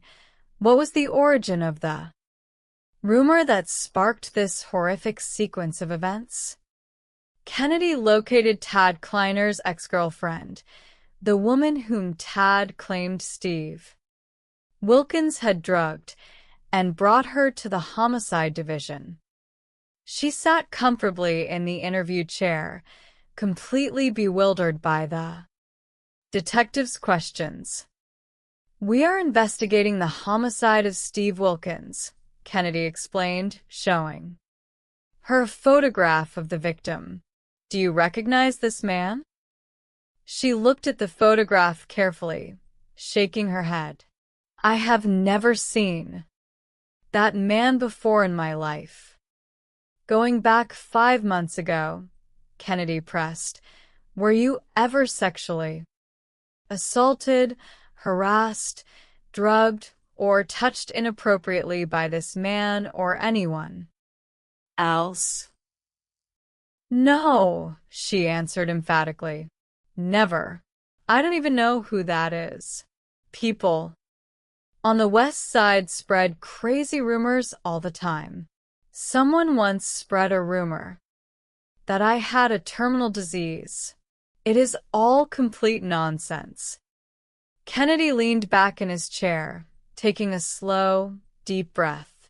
The entire motivation behind the brutal murder of Steve Wilkins, a poet, baker, and harmless community volunteer, was built entirely on a baseless, fabricated neighborhood. Rumor passed around by reckless individuals looking for an excuse to commit violence.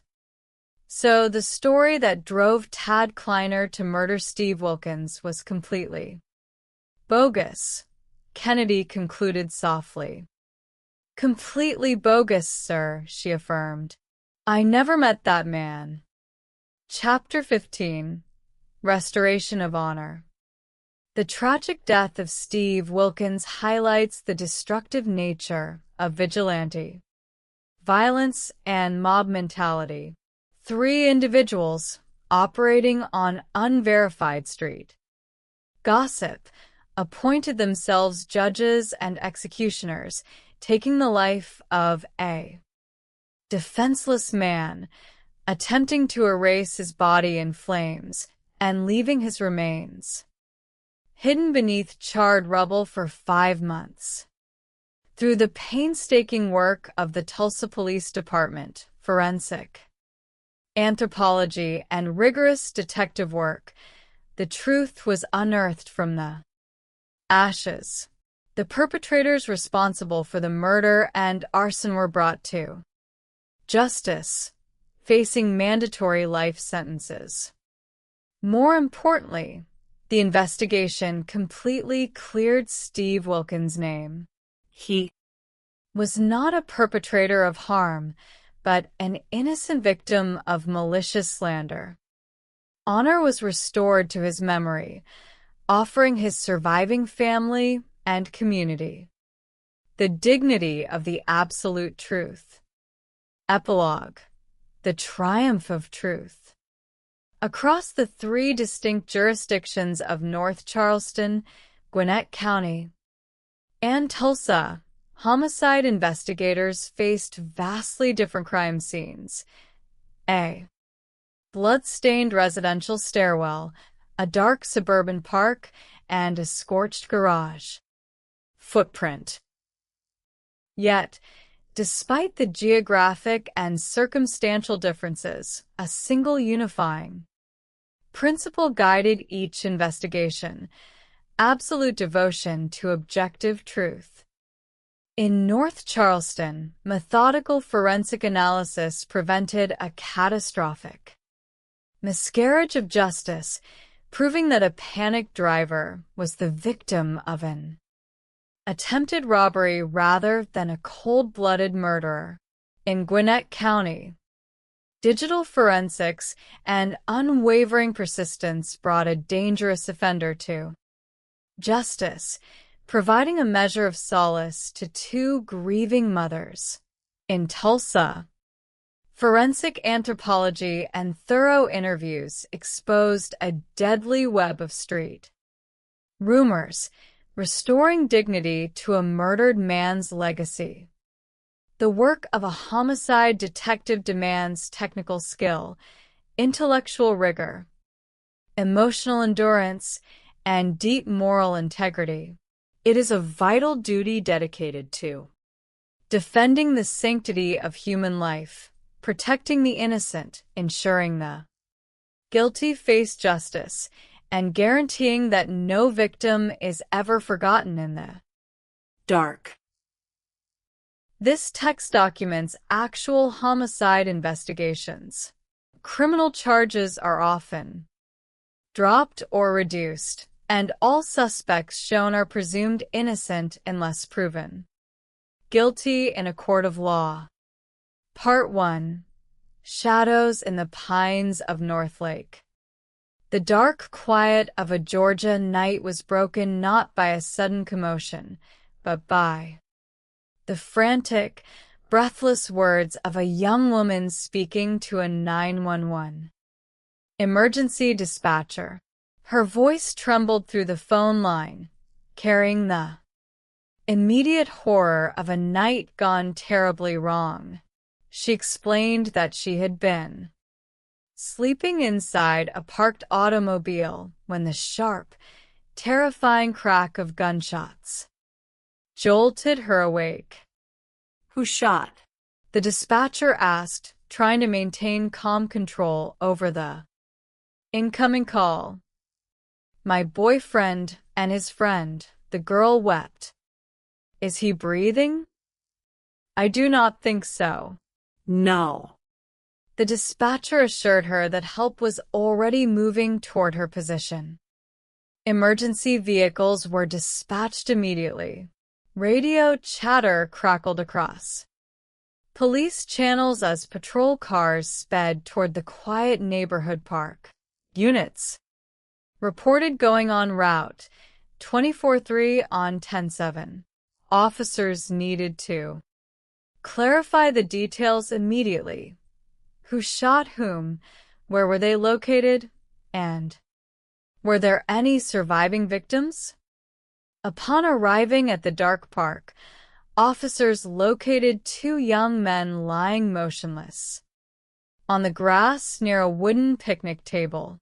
One officer knelt beside a body, calling out gently to see if there was any sign of life. Buddy, are you okay? We have the fire department on the way. Turning to nearby witnesses and patrol officers who had arrived on scene, the officer asked if anyone had seen who fired the shots. A neighbor indicated that two young African-American men had been seen fleeing from the scene moments earlier. They ran straight through the woods right there, the witness pointed out into the looming thicket of trees. A canine unit was called in without delay. A handler stepped out of his vehicle, putting his tracking dog on the ground. The dog sniffed the damp earth, picked up a fresh scent trail, and bounded forward into the dense brush. Radio transmissions kept officers updated on the dog's progress as Squad 30 called to Unit 210, reporting that the dog had picked up a solid track leading up a forest trail toward a neighboring residential property. Officers sprinted forward to keep pace with the canine handler, warning one another to stay ready and vigilant. The tracking dog led officers through the trees to the rear perimeter of a nearby residential house. However, as Squad 30 reported over the radio, the canine hit an alert on the back fence of the property and could pick up no further scent past that point. The track had ended at a gate leading into a yard. Officers set up a perimeter around the area, calling in a signal. 48, confirming that 2 young men were deceased at the park, neither showing signs of alert responsiveness or respiration. 4 homicide detectives. The first hours of an investigation are critical. It is a well-known reality in law enforcement that a homicide detective's chance of solving a murder is cut in half if they do not secure a solid lead within the first 48 hours. Detective Pearson arrived at the crime scene, greeting the responding officers and taking in the physical reality of the tragedy. "What do you have?" Pearson asked. An officer gestured toward the dimly lit picnic area. "This is the crime scene. Right here, right at the picnic bench. 2 people are deceased." The first victim was identified as 19-year-old Aiden Reynolds. Born in Cartersville, Georgia, Aiden was a young man with a vibrant spirit who worked as a delivery driver and harbored a passionate dream of becoming a musician. He left behind a devastated mother, father, and a younger sister. Lying near him was his best friend, 17-year-old John Pendrick. Born 260 miles away in Falerica, Georgia, John had recently begun working as an oil technician. He was an adventurous teenager who loved skateboarding, riding motorcycles, and going camping. He left behind his mother, stepfather, and 3 siblings.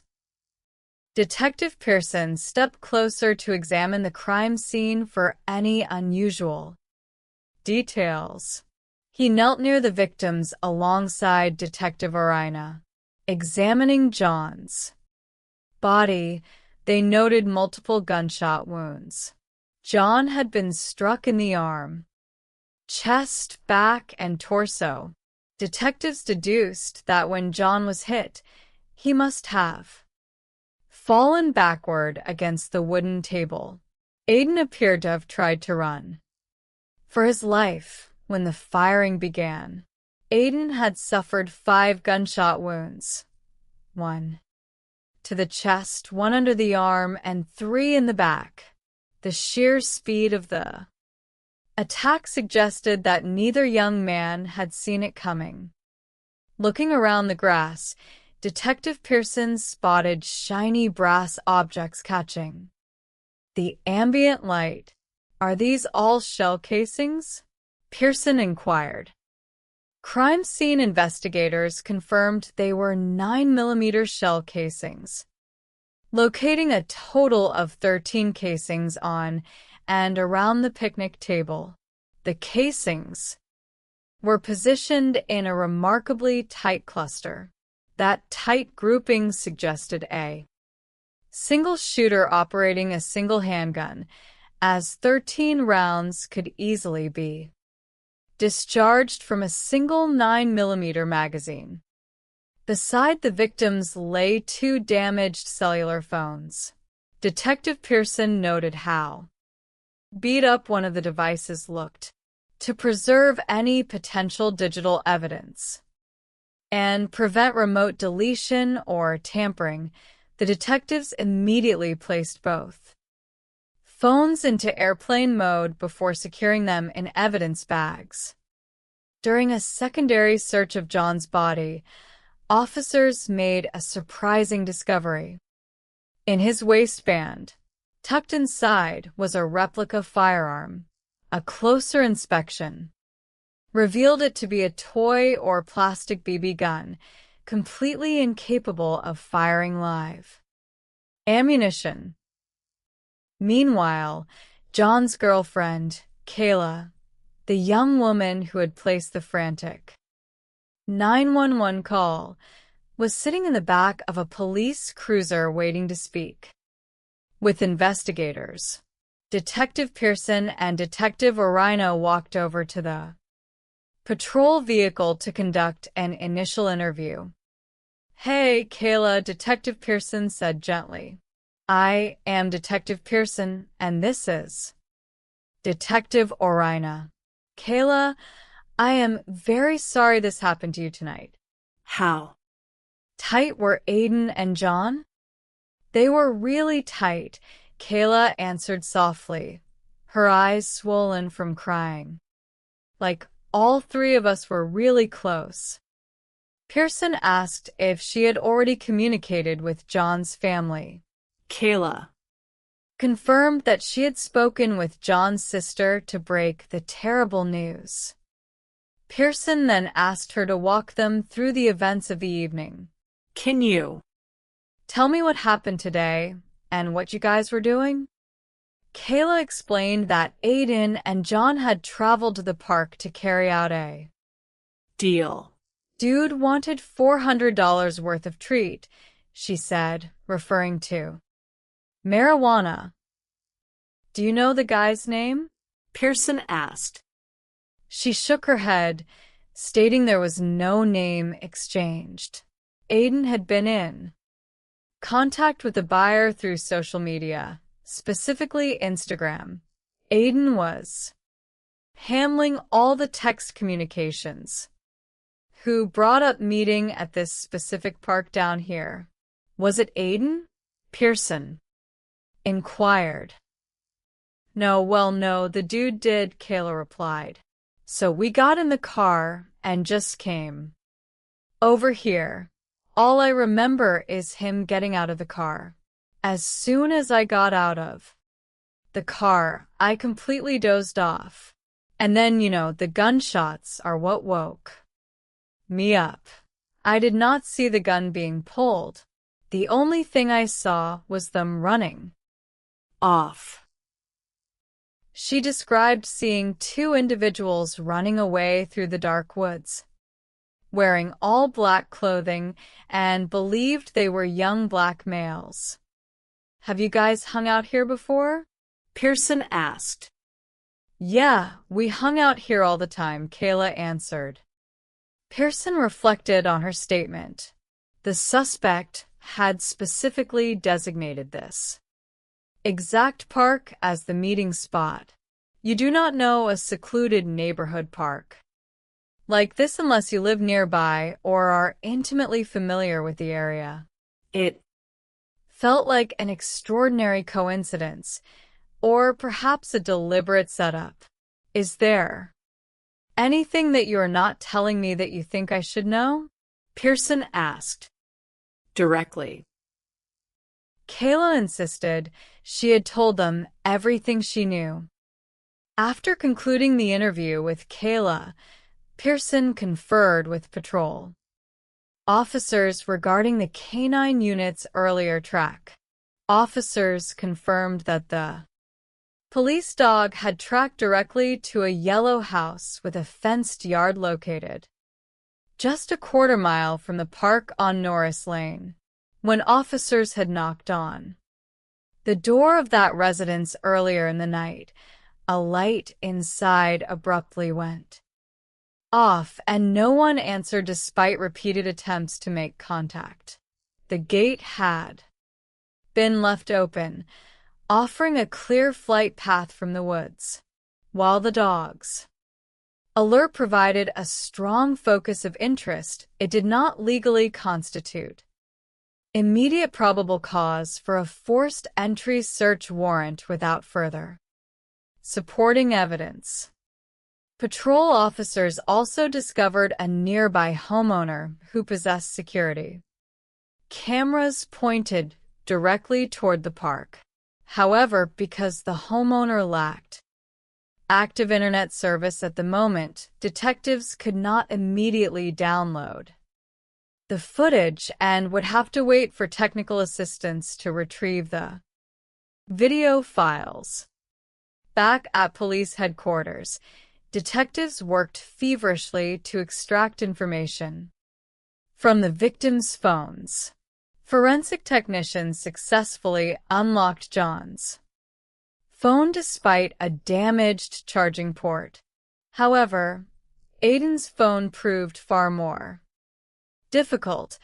Its partial call logs were unreadable, requiring hardware repairs before any data could be extracted. In the meantime, forensic analysis of John's phone revealed a startling text message sent by Aiden to John at approximately 11:30 that night, roughly 1 hour before the shootings took place. In the text message, Aiden had written, "What if I was thinking about robbing him?" This revelation fundamentally altered the perspective of the investigation. If Aiden had been planning to rob the prospective drug buyer, the transaction may have turned into a violent struggle or an ambush. Yet Kayla had omitted any mention of this attempted robbery during her initial interview. Detective Pearson decided to interview Kayla a second time. Sitting down with her at headquarters, Pearson laid out the situation honestly. "You are my star witness, okay? You knew everything up until what happened, and you saw after. I want to go back over this with you. Tell me everything you know." Kayla paused, then admitted that Aiden had called John earlier that night, telling him he had a place set up. She suggested that perhaps someone wanted revenge against Aiden for a past incident. She revealed that a couple of months prior, Aiden had taken money from a girl during an intended marijuana sale, fleeing with $90 without delivering the product. "Do you know her name or where she lives?" Pearson asked. Kayla provided a first name and a general location in the neighborhood. Armed with this new lead, Detective Pearson headed back out to Norris Lane to speak with the young woman Aiden had allegedly ripped off months earlier. Driving down Norris Lane, Pearson noted that the young woman's residence was located right near the yellow house, where the police tracking dog had lost the scent trail on the night of the murder.